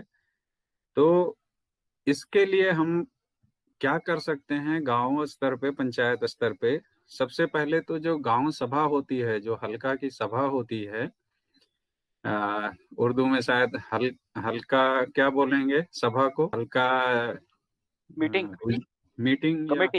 कमेटी नहीं, मैं उर्दू में सोच रहा था कि हल्का पंचायत जैसे कहते हैं, तो हल्का पंचायत सभा को क्या कहेंगे? हल्का पंचायत हुजूम, पता नहीं, सभा को क्या कहेंगे? कमेटी के लिए उर्दू शब्द क्या है तारिक जी? सर मुझे तो ध्यान नहीं आ रहा है क्या है। अच्छा, आप इकट्ठा होते हैं, जो इकट्ठा होते हैं उसको एक तो हुजूम कहते हैं, बट मुझे जमा होना सर, वो जमा होना होता है मतलब कहीं पे। चलो ठीक है, तो जो तो शायद उसको जमहूरियत कहते हैं। जमहूरियत तो डेमोक्रेसी है, कोई बात नहीं। जो हल्का पंचायत की जो सभा होती है उसमें जितने वोटर होते हैं, 18 साल से ऊपर के जितने लोग हैं वो सब मेंबर होते हैं। गांव सभा की जो जनरल बॉडी होती है, हल्का पंचायत की जनरल बॉडी, उसके वो सारे मेंबर होते हैं। अब हमको ये देखना है कि क्या गांव सभा या हल्का पंचायत के सारे मेंबरों को ये पता है कि हमारी गांव सभा के पास एक साल में खर्च करने के लिए कितना पैसा है। जैसे पंचायतों का चुनाव 5 साल के लिए होता है, तो उनके पास 5 साल का जो बजट है वो पूरा बजट हर 18 साल से ऊपर के व्यक्ति को पता होना चाहिए कि हमारे गांव सभा में इतना पैसा आता है, पहला चीज। दूसरी चीज ये है कि उस पैसे को कहाँ खर्च करना है, कैसे खर्च करना है, ये हर व्यक्ति को पता होना चाहिए जो गांव सभा का मेंबर है। 18 साल से ऊपर की आयु के जितने व्यक्ति हैं जो अच्छे दिमाग के हैं और सोच सकते हैं, कम से कम उनको ये चीज पता होनी चाहिए। इम्प्लीमेंटेशन करने का जो काम होता है वो पंचायत को होता है, जिसमें जो पंच होते हैं, सरपंच होता है। ये एक तरह से एग्जीक्यूटिव बॉडी है। और ये मेंबर्स कौन होते हैं? ये तो हमारे ही बीच के होते हैं। हमारे, अगर हम इनसे काम नहीं करा सकते हैं तो हम प्रधानमंत्री को गाली देते रहें घर पे बैठ के, इससे क्या ही होने वाला है? जो हमारे घर के बगल में रहता है उसको पकड़ के अगर हम नहीं काम करा सकते या उसको नहीं जिम्मेदार ठहरा सकते हैं, तो हम फिर खाली चाय की दुकान पे चर्चा करते रहें, उससे कोई फायदा होने वाला नहीं। तो इम्प्लीमेंटेशन, प्लानिंग और इम्प्लीमेंटेशन उन्हीं लोगों की जिम्मेदारी है जिनके लिए प्लानिंग और इम्प्लीमेंटेशन है, और उनके प्रतिनिधि वहीं बैठे हैं, रोज रूबरू होते हैं, रोज उनका साबका होता है, रोज उनसे पूछ सकते हैं कि आपने कहा था कि जुलाई में हम ये वाली सड़क ठीक कर देंगे, आपने क्यों नहीं किया? गांव में अगर कोई बच्चा भूखा सो रहा है, किसी के शरीर पे कपड़ा नहीं है, किसी का घर ठीक नहीं है, इसके लिए वो सीधे जिम्मेदार हैं, वो अपराधी हैं, वो पंचायत के लोग अपराधी हैं अगर गांव में एक भी बच्चे का न्यूट्रिशन वैल्यू कम हो रहा है, एक भी औरत की जरूरतें अगर पूरी नहीं हो रही है, उसको सम्मान नहीं मिल रहा है, ये उस पंचायत के लोग अपराधी हैं, वो पंच अपराधी हैं, और 18 साल से ऊपर जितने सदस्य हैं गांव के वो सब अपराधी हैं। सर क्या नहीं समझिए हाँ, सर, हमारे देश की एक रियलिटी है ना, जब कोई पंचायत सरपंच बनता है ना, फिर लोग उससे डरते हैं, और ये रियलिटी भी है। वो मिसयूज ऑफ पावर, बिल्कुल नहीं, ये sir misuse of basically power होता है, मिसयूज ऑफ पावर होता है। अगर कोई सरपंच, लोग सोचते हैं अगर कुछ कहेंगे तो जेल पावर, भेज देगा पुलिस। ये हाँ, पावर और जिम्मेदारी ये दोनों चीजें एक साथ चलती हैं। पावर का मतलब क्या है?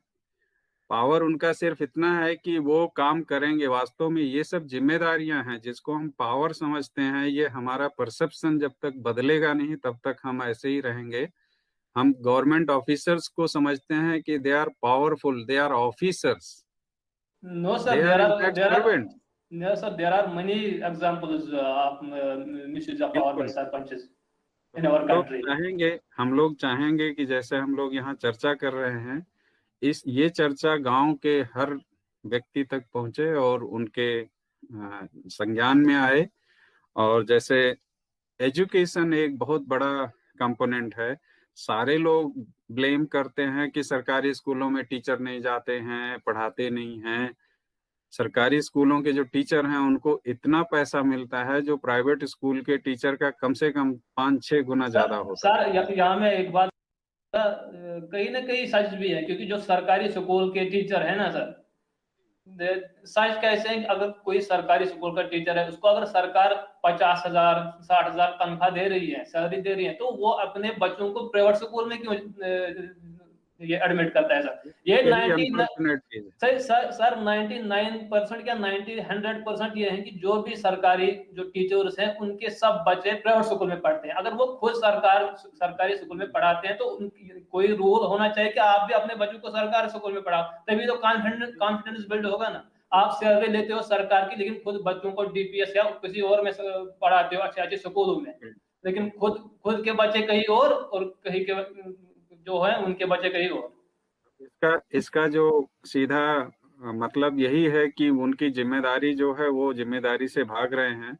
अगर हाँ, हम वही तो सर, अगर सरकारी टीचर्स खुद अपने बच्चों को सरकारी स्कूल में पढ़ाएंगे तो बाकी लोगों का भी कॉन्फिडेंस होगा कि नहीं, इनके बच्चे भी वही पढ़ रहे हैं और वो खुद भी मेहनत करेंगे, वो खुद भी मेहनत करेंगे। उसका सीधा मतलब है। Sir I would like to add कुछ पॉइंट। सर जब ये डिस्कशन स्टार्ट हुई थी तो मैंने सुना था कि कुछ गवर्नमेंट ऑफिशियल्स होते हैं वो अपनी ड्यूटीज जैसे उनको करनी चाहिए वे वैसे नहीं करते हैं। सर मैं अपना पर्सनल एक्सपीरियंस से बताता हूँ। जो मेरी मदर है वो भलवाल, आप जानते होंगे भलवाल, जम्मू में कोट भलवाल रीजन, वो एग्रीकल्चरल एरिया है।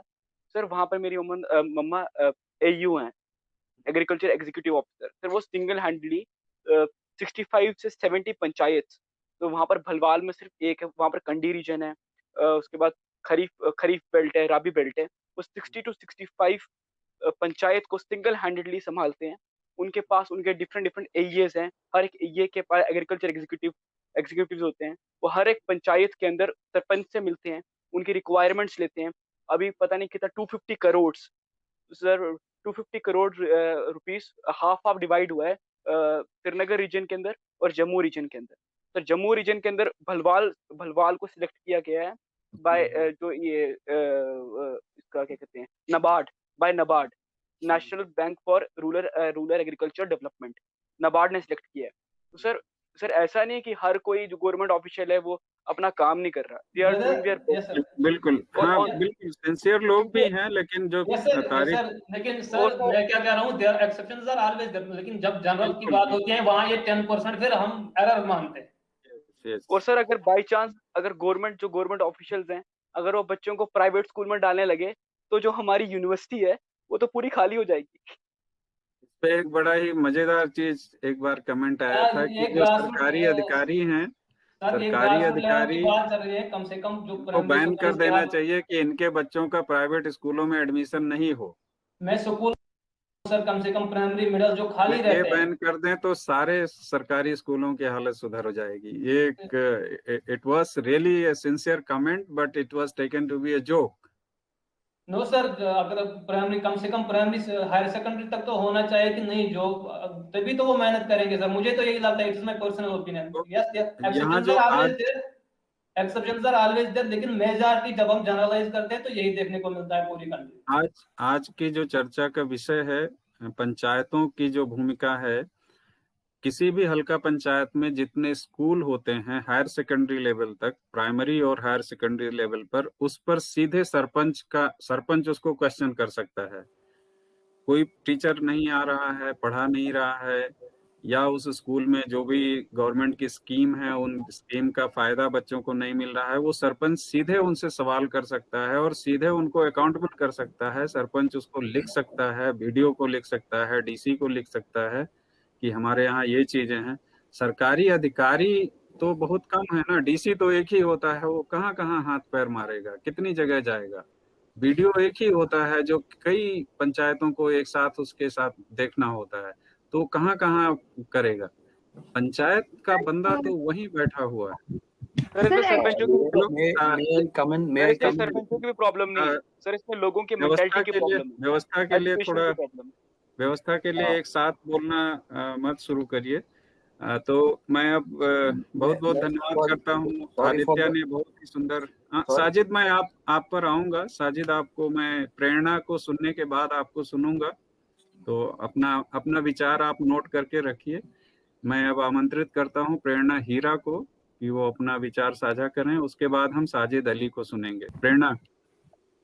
यस सर, जैसा कि हमने अभी तक जितनी भी रिपोर्ट्स देखी, तो वहां तक तो मुझे लगा कि जो गवर्नमेंट ने जो भी रूल्स बनाए हैं, जो भी रेगुलेशन इसके थ्रू पास किया हुआ है, वो मुझे उसमें कोई इतना ज्यादा कुछ खराबी नहीं लगी। बट एक चीज आई थिंक उसमें मिसिंग थी, वो था ट्रेनिंग ऑफ पंचायत। जो भी पंचायत लीडर अगर कोई भी इलेक्ट होता है, तो सबसे पहले उनको एक अच्छी ट्रेनिंग देना आई थिंक वो इम्पोर्टेंट है।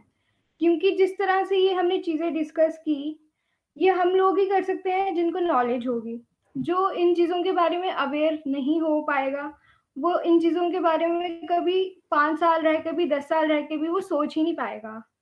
तो I think training and awareness is required. And awareness इसलिए रिक्वायर्ड है क्योंकि अभी हम खुद ही देख सकते हैं, ये जो मेल था, ये हमारी पूरी यूनिवर्सिटी में गया हुआ था। आई थिंक हमारी यूनिवर्सिटी में 2000 स्टूडेंट्स अप्रोक्सीमेटली होंगे, लेकिन हम 2300 students, 130 faculty members, 250 plus non teaching staff. Yes sir, तो ऑलमोस्ट 3000 लोगों को गया है, जिसमें हम कुल मिला के 11 लोग इस प्रोग्राम में शामिल हैं। Yes, sir. This is the ratio in the 0.0 something. Yes, sir. तो हम यहाँ से इस लेवल से हम देख सकते हैं कि अवेयरनेस की यहाँ पे बहुत ज्यादा जरूरत है हमें, और इसके लिए लोगों में या स्टूडेंट्स यंगस्टर्स में इंथुसियाज्म नहीं है। तो आई थिंक सबसे पहले हमें वो बिल्ड करना पड़ेगा, तभी आई थिंक इन चीजों पे काम किया जा सकता है। किसको करना चाहिए ये? सर हम लोग ही कर सकते हैं ये सर। तो कर रहे हैं, और हम लोगों का नंबर इतना कम है कि हमारा जो असर है वो एकदम उड़ जा रहा है ना। यस सर, एक्चुअली हम कहते हैं कि education is the key to success. From education we can change anything, but what kind of this education if we are not doing at this level, we are not able to implement such laws, and we are not able to question the panchayat leaders about this. So I think at this stage awareness and training are the most important things. And I think government has also make a committee like NGOs that will only promote awareness, and that will provide training to them, just like the administrative officers like IAS, IPS. They also undergone from the training process, and after that they were elected as. And I think this is also required in this thing. And I think India के लोग जो है वो एक democratic form of democratic government से aware भी नहीं है। उनको लगता है कि ये जो गवर्नमेंट चल रही है वो पॉलिटिकल लीडर ही चला रहे हैं, लेकिन उनको ये चीज पता होना चाहिए कि जो ये गवर्नमेंट है वो हमारे द्वारा ही इलेक्टेड की गई है। तो हमारे पास आई थिंक मुझे नहीं लगता कि हमारे से ज्यादा पंचायती लीडर्स के पास ज्यादा पावर हो सकती है। तो सर मेरा यही पॉइंट ऑफ व्यू था sir. This is the kind of solution to this process. Very nice, very nice. Sir, आपने Aditya, you have some question? Sir, yes, sir. I have some question and I also want to add something. हाँ, Do it Sir, quickly because we don't have much time now, I Yes, sir. think. Yes. Sir जैसे आपने हमें percentage बताई, तो प्रेरणा हेरा ने हमें percentage बताई, तो सर मैंने निकाली 0.3% होती है हमारे पूरे उसके अंदर। तो सर अगर हम 10, 11 या फिर 100 लोग भी साथ में मिलके करें, तो ज्यादा हम सिग्निफिकेंट इफेक्ट नहीं डाल सकते पंचायती राज पे या फिर जो भी हमारा गोल है। तो सर मैंने कहीं सुभाष चंद्रा का सर मैं इंटरव्यू पढ़ रहा था, कहते हैं हम तब तक किसी की हेल्प नहीं कर सकते जब तक हम खुद की हेल्प ना करें। अगर हम पर्टिकुलर प्लेटफॉर्म पे हों, अगर जैसे हम बहुत बड़े बिजनेस मैग्नेट हों, हम ऐसे बहुत अच्छी सोसाइटल पर्सनैलिटी हों, या फिर हम पॉलिटिकल लीडर हों, अगर हम सिंगल हैंडेडली भी कुछ प्रोग्राम चलाएंगे, वो नेशनल प्रोग्राम बन जाएगा। तो सर इसलिए हमें एम करना चाहिए कि हम पहले खुद अपने आप को इतना इतना हम अपने आप को सेल्फ इंडिपेंडेंट कर लें, ताकि हम बाकियों की हेल्प कर सकें। और सर एक और था कि सरपंच को हमें जो सरपंच पंच जो बॉडीज होती हैं, इनको एजुकेशन देना चाहिए सर। बट ये है कि greediness and selfishness is above everything.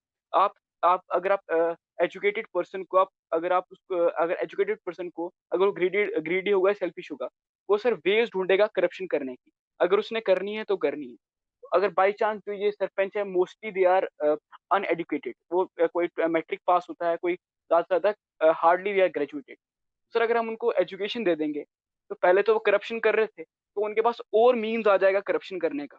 उनको छोटे छोटे टेक्निकलिटीज पता चल जाएंगी कि हमें कहाँ से करप्शन करना है। तो सर एक्चुअली ये लोगों की मेंटालिटी को चेंज करना चाहिए, ना कि उनको एजुकेशन देनी चाहिए। बट सर एजुकेशन देना ही इज नॉट सर 100% का सॉल्यूशन बिल्कुल नहीं सही होगा। कह रहे हैं। इस पे जैसे प्रेरणा ने कहा कि हमको ट्रेनिंग की जरूरत है, और हमारे जो पंचायत के प्रतिनिधि हैं या जो प्रतिनिधि बनेंगे, गांव के सारे लोगों को इस चेतना की जरूरत है। अगर सबको पता लग जाए कि हमारे गांव सभा में, हमारी हल्का पंचायत में इतना पैसा आ रहा है, सबसे पहले तो जो लोग करप्शन करते हैं वो सबसे पहले इंफॉर्मेशन को जाने नहीं देते हैं, इंफॉर्मेशन चेक करते हैं, रोक देते हैं। लोगों को पता ही नहीं होता कि कितना पैसा है, और जब पता नहीं है तो उसका वो लाभ उठाते हुए, अगर सबको पता लग जाए इतना पैसा आया, तो कल को लोग पूछेंगे कि हाँ ये पैसा आया तो गया कहाँ। तो एक तरह की ट्रांसपेरेंसी, सोशल ऑडिट जो है, एक अपने आप में बहुत ही सिग्निफिकेंट डायमेंशन है लोकल सेल्फ गवर्नमेंट का। सोशल ऑडिट क्या होता है, हर बंदे को जो लाभ पाना है उसको पता है कि हमारे हिस्से में इतना पैसा आना है। अब पैसा आने का मतलब ये नहीं है कि उसको कैश करेंसी मिलनी है।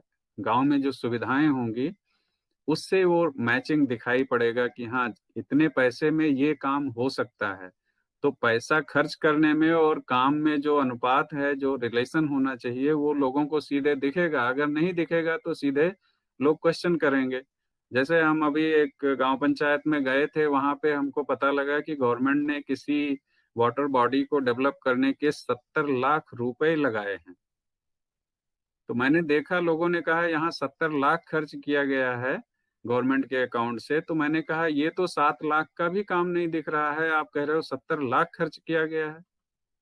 काम जो दिख रहा है वो तो 7 लाख का भी नहीं है, और रजिस्टर में चढ़ा हुआ है उसके नाम पे 70 लाख। सोशल ऑडिट जब होने लगेगी तो ये सारी चीजें एक तरह से रुक जाएंगी, करप्शन रुकेगा, ये सारा। बस यही है कि जैसे प्रेरणा ने कहा कि हमको ट्रेनिंग और अवेयरनेस की जरूरत है हर बंदे, और इसके लिए हमें एजुकेशन सिस्टम में, पंचायत में जितने इंस्टीट्यूशंस हैं, पंचों को ये कोशिश करनी होगी। और उसका छोटा प्रयास एक हो सकता है, हर सरपंच ये प्रयास करे कि एक सामुदायिक विकास केंद्र हर पंचायत में हो, और वहां पर कम से कम 2 कमरे की एक लाइब्रेरी जरूर बने। उस लाइब्रेरी में अच्छी अच्छी किताबें रखी जाएं, न्यूज़पेपर रखे जाएं, अच्छी मैगजीन्स रखी जाएं, सरकार की जितनी स्कीमें हैं उनसे रिलेटेड जो कापियां हैं, बुकलेट्स हैं, उनको रखी जाएं। वो लाइब्रेरी गांव पंचायत, हर गांव पंचायत में जब लाइब्रेरी होगी तो हमारा कुछ होप बनेगा। एजुकेशन में लोग जो लगे हुए हैं, टीचर्स को पंचायत का बंदा पूछ सकता है, और सिर्फ पंचायत की बात नहीं है, गांव का हर बंदा उस टीचर को क्वेश्चन कर सकता है एज ए मेंबर। जैसे मेंबर ऑफ पार्लियामेंट में क्वेश्चन करता है, गांव का 18+ जो भी बंदा है वो टीचर को सीधे पूछ सकता है कि आपको 9 बजे आना था, आप 11 बजे क्यों आ रहे हो। या उसको जाके पूछ सकता है कि आपने आज क्या पढ़ाया, और ये टीचर की जिम्मेदारी होगी, उस प्रधानाचार्य की जिम्मेदारी होगी उसको बताए कि हाँ आज ये बच्चों को पढ़ाया गया, बच्चों के लिए ये स्कीमें चल रही हैं, ये फायदा दिया जा रहा है, ये जिम्मेदारी। अब ये सब नहीं हो रहा है क्योंकि अवेयरनेस नहीं है। तो अवेयरनेस फैलाने का, अब जैसे आज हम लोग ठीक है 11 लोग ही हैं इसमें चर्चा कर रहे हैं, ये वीडियो बनेगा, इसको हम थोड़ा सा एडिट करके और इसको YouTube पे डालेंगे और आप सबको शेयर करेंगे। और मैं चाहूँगा कि जितने पंचायत के ज़्यादा से ज़्यादा लोगों तक ये वीडियो पहुँचे, वो हमारे लिए अच्छा होगा, और हम मानेंगे कि हमारा ये प्रयास एक अच्छी दिशा में रचनात्मक सहयोग दे रहा है। तो इसी के साथ मैं आता हूँ साजिद अली राथर पे। साजिद जी, आप अपनी बात साझा करें। Thank you. Very good afternoon, dear respected. ये आवाज नहीं, I mean, though we can interact and we can. School of business से है ना? Yes, sir. This is Sajid Ali Rathar from School of Business, part-time PhD scholar. Today, I will come to the topic of the today, that is the panchayat. So, I would add here that government amended the J&K Panchayati Raj Act to provide setting up of district development councils. Recently we had an elections. In fact, I was myself on the duty of DDC elections. It's panchayat elections, sorry, not DDC, panchayat elections in 2018. So then we recently had DDC elections. That's why कि direct जो है हमारा जो आपकी power है लोगों तक पहुंचे, लोगों से पहुंचे, जो अपना chairman चुनेंगे, DDC council चुनेंगे. So setting up of DDC councils in each district will have directly elected members. This marked implementation of the entire 73rd Amendment Act in the Union Territory. The district development councils to each district will have 14 constituencies. एक district की जो है DDC council की 14 constituencies होगी after their delimitation by the respective deputy commissioners. So after amending this J&K Panchayati Rules 1996 to provide for establishment of elected DDC councils in Jammu and Kashmir, to have elected third tier panchayat, जो कि हमारे यहाँ पहले third tier पंचायती राज का नहीं था, 3 tier नहीं था. After this abrogation of 370, this amendment came into the act and 3 tier जो है पंचायती राज हमारे यहाँ भी लागू हो गया. So DDCs will comprise members directly from their 14 territorial constituencies of the district, as well as the members of the Legislative Assembly and the chairperson of all block development councils of the district. So as per the amendments, seats for SCs, STs and women have been reserved, which will be filled by direct election to the district development councils. So additional district development commissioner shall be the chief executive officer of the DDC. So, yes, according to a statutory order issued by the UT government, the deputy commissioner of a district shall divide the DDC area into 14 single members, as I said, 14 constituencies and territorial constituencies, provided that the ratio between the population of the territorial area of the constituency and the number of seats in the DDC shall, so far as practicable, be the same throughout. So, while delimiting the constituencies of the DDC, Halka Panchayat shall be a unit. Halka Panchayat jo hoga, wo unit hoga. The constituencies shall be delimited from the map of the district development area, starting from north towards east, ending towards south to west. And every constituency shall have assigned a serial number and a name. हर किसी constituency का एक serial number और name में किया जाएगा. The name of the constituency may be assigned on the name of block having largest population, जिसका largest population होगा in the constituency. Thereafter, the constituency shall be arranged alphabetically in the name. जैसे क्या होता है कि list में 10 नाम होंगे, कोई कहेगा देखो जी हमारा वाला नाम तो 9वें नंबर पे है लेकिन होना चाहिए था चौथे का। ये क्लियर करना है कि ये अल्फाबेटिकली अरेंज किया गया है इस नेम्स को। While delimiting the constituencies, the statutory order also said deputy commissioners shall determine the number of constituencies to be reserved for SCs, STs, and women in every constituency of the DDC, in accordance with the provisions of the Act, and distribute seats reserved for ST, ST as women. Practically in those areas in the DDC where proportion of their population to the population in total is comparatively large. Deputy commissioners shall also cause to publish a proposal for delimitation of the constituencies by dividing DDC area into single member constituency, and also indicate the territorial limit of each such constituency, and shall keep proposal open for inspection in the office of Halka Panchayat, BDC and DDC by affixing a copy of such proposal at 2 conspicuous places for inviting public objections. यानी कि public के लिए भी जो है वो open रहेगा. So here I would conclude because time has already reached. So thank you for listening. Thank you everybody. Thank you so much. Any queries maybe are most welcome. Let us have some questions for Mr. Sajid. Sir, you told it is about awareness. But are government employees aware about the functions, about their functions? Hello, sir. Mr. Mir Saab, the thing is that you took only one side. जब नरेगा काम होता है तो village level worker का काम क्या होता है कि वो आए और अटेंडेंस ले. क्या उसको ये अपना काम पता है, वो आता है क्या? Mir Saab, so it goes back to the government. It is Let him respond. Let him respond. Mir Saab, what I would say, rules are clearly defined. अगर हम किसी भी ऑफिस में जाएं, for example, if you come to my office, my rules are clearly defined, जो कि किसी भी आप देखेंगे एक लॉकर या एक दीवार पे हम नोटिस बोर्ड पे बाहर लिखा होता है कि this is the procedure, this is the protocol, ये आपको फॉलो करना है. ठीक है सर. अब क्या है सर, एज यू सेड कि गवर्नमेंट ऑफिसर्स क्या अवेयर है? Definitely they should be aware. अगर कोई अवेयर नहीं है, सो इट इज, अगर कोई सोशल एक्टिविस्ट या कोई panchayat no sir, they are aware. Village level worker को पता है मुझे जाना है, लेकिन वो आता ही नहीं है क्योंकि उसको पता है गवर्नमेंट जॉब है, मुझे कौन निकाल सकता है. Sir, it's the reality. You can't make use of machinery about 25% in NREGA. But मैंने देखा है बिल्डोजर लगते हैं, कोई मजदूरी नहीं होता, फिर लाखों का बिल निकलता है. Sir, is not the video aware about that? क्या उसको पता ही नहीं होता है, वो बिल साइन करता है, जबकि कोई किस लिए है sir? To provide 100 days of work.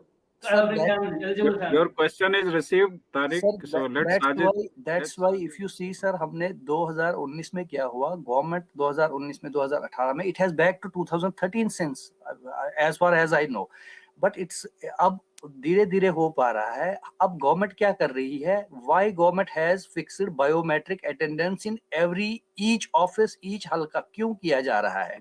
जिसमें आपका पंच इन भी होगा, पंच आउट भी होगा, जिसमें आपका जो लंच टाइम है 1 से 1.5 या 1.5 से 2 जैसा भी वो फिक्सचर होगा उस हिसाब से होगा. क्यों किया गया? इसीलिए किया गया ताकि जो भी एम्प्लॉय है, जो भी है, उसका आना मैंडेटरी है. और अगर वो किसी दिन उसका पंच इन या पंच आउट मिस होता है, फॉर एग्जांपल अगर आप ये कहेंगे साहब एम्प्लॉय तो आ गया, उसने अटेंडेंस लगा ली, उसके बाद चला गया, उसका पंच आउट होना भी जरूरी है, उसका मिड वहां पे बीच में भी होना जरूरी है. और अगर वो इन चीजों में से किसी एक चीज को मिस करता है, he has to ask a permit slip from the competent authority, and getting permit slip again and again is not possible from the competent authority because competent authority shall be responsible for his absence. That's why ये introduce हो रहा है, लेकिन धीरे धीरे हो रहा है, धीरे धीरे it has fast track basis पे रहा है, लेकिन due to the area, due to the population, ये धीरे धीरे थोड़ा कुछ टाइम लगेगा इसको पूरा इम्प्लीमेंट होने में. और पब्लिक का थोड़ा रोल है इम्प्लीमेंटेशन में, जैसा मैंने कहा अवेयरनेस में. व्हेन दे आर अवेयर कि this person should be here, this person should come, they should directly ask panchayat, तभी डीडीसी इलेक्शंस, पंचायत इलेक्शंस क्यों लोगों को पावर दी गई, डायरेक्ट लोगों को पावर दी गई, इसीलिए कि if you feel if panchayat, वो जो अपना नायब पंचायत या दूसरे जो पंचायत मेंबर्स होते हैं, अगर उन्हें लगता है कि ये एम्प्लॉय या ये यहाँ पे नहीं है, डायरेक्ट जाके उनके कॉम्पिटेंट अथॉरिटी को बोल दे साहब वो फलाना वहां पे नहीं है, कॉल करके बताए, numbers are there. So that's why I said ki awareness, definitely you said ki 100% potential is not there, definitely we all know that, but that's why we are trying to improve it, we are trying to get it resolved, that's why ki वहां पे awareness होना बड़ी जरूरी है. और sir शुक्रिया sir, और आपने कहा सर टीचर इसके बारे में, but it should be for all, but I told you it should be for all, but I told you we need to build confidence sir, you can build confidence when the teachers will take the initiative, क्योंकि उन्हीं को बढ़ाना है school में. Yes, it should be for all, लेकिन teachers इसलिए target होते हैं क्योंकि they have to take the initiative. Okay, Tariq, this is a nice interjection, and I appreciate Sajid Ali Saab responded you well.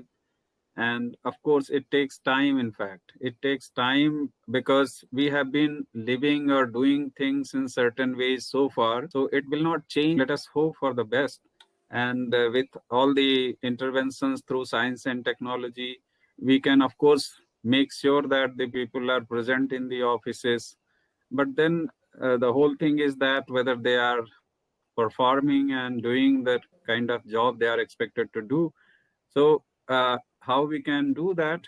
In fact, wherever, in whatever capacity we are working, if we can ensure our sincerity, our integrity towards our work, of course, situation will improve, and let us hope for the best. Thank you, Sajid ji. Sir, I would I have a little request here, sir. If we could have this webinar part two of this webinar, and for the more time. Right. Yes. We will. In fact, we have planned that we can have frequent interactions like this, and we would like to invite, in fact, the officers and also the panchayat. Definitely, that would be great. That would be great. I will also be circulating the same link. If it gets, I will be myself circulating. Certainly. Thank you. We will be looking for your cooperation, and we are happy that you are part of our SMBDU family. Thank you. So it's great. My pleasure. Okay, so let us move to. Sir, there is a Sir, I think in the part 2 we should come up with the solutions rather than criticizing. Okay, let us first complete part 1, and then we will think of part 2, and very soon it will happen. So now let me move to Akanksha. Are you connected? Akanksha, she is not connected. Okay, so finally, let me go to Dr. Kamaldeep. Are you with us, sir? Dr. Kamaldeep? Yes, sir. So please share your experiences briefly, and then we will continue. All right. So welcome to all. और सबने अपने thoughts यहाँ पर रखे हैं. तो government of India की तरफ से जो पंचायत सिस्टम है, बहुत ही एक अच्छी शुरुआत थी, और अभी भी बहुत अच्छा काम चल रहा है इसमें. बट पंचायत सरपंच हैं, पंच हैं, सारे मिलके अपने गांव की प्रोग्रेस के लिए कुछ ना कुछ सोचते हैं. बट अवेयरनेस का जो इशू है वो बहुत ज़्यादा है. तो मैं आपको डायरेक्ट एग्जांपल देता हूँ. फर्स्ट, गांव के अंदर गवर्नमेंट की स्कीम आई कि जी आप इलेक्ट्रिक पोल लगाएंगे. अब स्ट्रीट लाइट की बजाय, जो आपने देखे होंगे हर जगह 6 to 5 लाइट्स एक ही पोल पे होती, ताकि ज़्यादा एरिया कवर हो जाए. तो पूरे गांव में 3 पोल लगने थे जी. 3 पोल लगाने के लिए सिर्फ एक जगह मिली, बाकी लोगों ने मना कर दिया कि हमें नहीं लगवाना. अब किसी ना किसी के घर के आगे, किसी ना किसी जगह पे वो लगना है, लेकिन कोई भी हाँ नहीं करता जी. और रात को इतना अंधेरा गांव में, हर गांव के यही हालत थे. तो अवेयर नहीं है वो कि भाई इससे आपको इशू क्या आएगा. फर्स्ट. सेकंड, एक बार सरकार ने सड़कें, जो बहुत तेजी से चला था, काफ़ी जगह बन भी गई सड़कें, तो एक जगह आ गई, वहां सड़क नहीं बनने दी जी उन्होंने। यानी उनका पहले गांव में होता था, एक मेन दरवाजा है गांव का, नहीं उसमें 5-6 घर होंगे वो एक ही परिवार के, तो उन्होंने नहीं बनने दिया। उसके पीछे लॉजिक क्या था जी? उनका लॉजिक था कि सर अगर सरकारी ईंट लग जाएंगी तो जो ये चौक कह देते हैं उसको, ये चौक भी सरकारी हो जाएगा, यानी हमारा नहीं रहेगा। तो नहीं, इतनी ज्यादा अवेयरनेस की कमी है उनमें। अच्छा, फिर जब बारिश होती है और जब वो कच्चा होता है वहां पे गांव में, तो सारा इतना कच्चा, सबसे ज्यादा प्रॉब्लम्स आती हैं लेडीज को। उनको काम भी करना है जी, कोई फिसल रहा है उसमें। अच्छा, तो इसमें अवेयरनेस, अच्छा पंच और सरपंच जो है वो उनको अवेयर नहीं कर पा रहे हैं, जिनका घर है या इलेक्ट्रिक पोल लगवाना है कि जी इससे आपको कोई इशू नहीं, सबको फायदा होगा, रात को कोई आ रहा है जा रहा है तो उनको दिक्कतें नहीं होंगी। तो इश्यूज बता रहे हैं कि विलेजेस के अंदर क्या क्या। अच्छा, दूसरा सरपंच भी अवेयर नहीं है कि भाई कैसे समझाएं हम, क्योंकि उनका मोस्टली विलेजेस के अंदर एक ही एम रहता है कि हम 5 साल अब आ गए हैं, बस 5 साल हम थोड़ा उसमें रहेंगे कि भाई हाँ मैं सरपंच हूँ। तो यानी प्रोग्रेस के लिए बहुत कम लोग थोड़ा ध्यान देते हैं विलेजेस का। कुछ एक विलेजेस हैं जहाँ बहुत अच्छा काम हुआ है, जैसे आपके बेटी पढ़ाओ बेटी बचाओ का जो था, ये एक विलेज से शुरू हुआ था पहले। अच्छा, सेल्फी विद गर्ल चाइल्ड, तो वो कई विलेजेस हैं जहाँ उन्होंने बहुत अच्छा काम किया है इसमें। जो अपने स्कूल हैं, जो अपने उनके पंचायत के ऑफिस हैं, उनको बड़ा अच्छा मेंटेन किया है। तो लेकिन इश्यूज बहुत ज्यादा हैं अभी भी अवेयरनेस का। अवेयरनेस के अंदर भी पॉजिटिव अवेयरनेस और नेगेटिव अवेयरनेस। पॉजिटिव अवेयरनेस भलाई के लिए, नेगेटिव अवेयरनेस कि हम, मैं अवेयर हूँ कि पैसा कैसे आएगा, मैं इसको कहाँ यूटिलाइज करूंगा और अपने लिए कहाँ से बचा लूंगा इसमें, वो है नेगेटिव अवेयरनेस। जिसको अवेयर है वो हर चीज से। पॉजिटिव अवेयरनेस है पैसा कहाँ से आएगा और मैं इसको किस तरह भलाई के लिए यूज कर सकता हूँ, अपने विलेजेस के लिए, लोगों के लिए।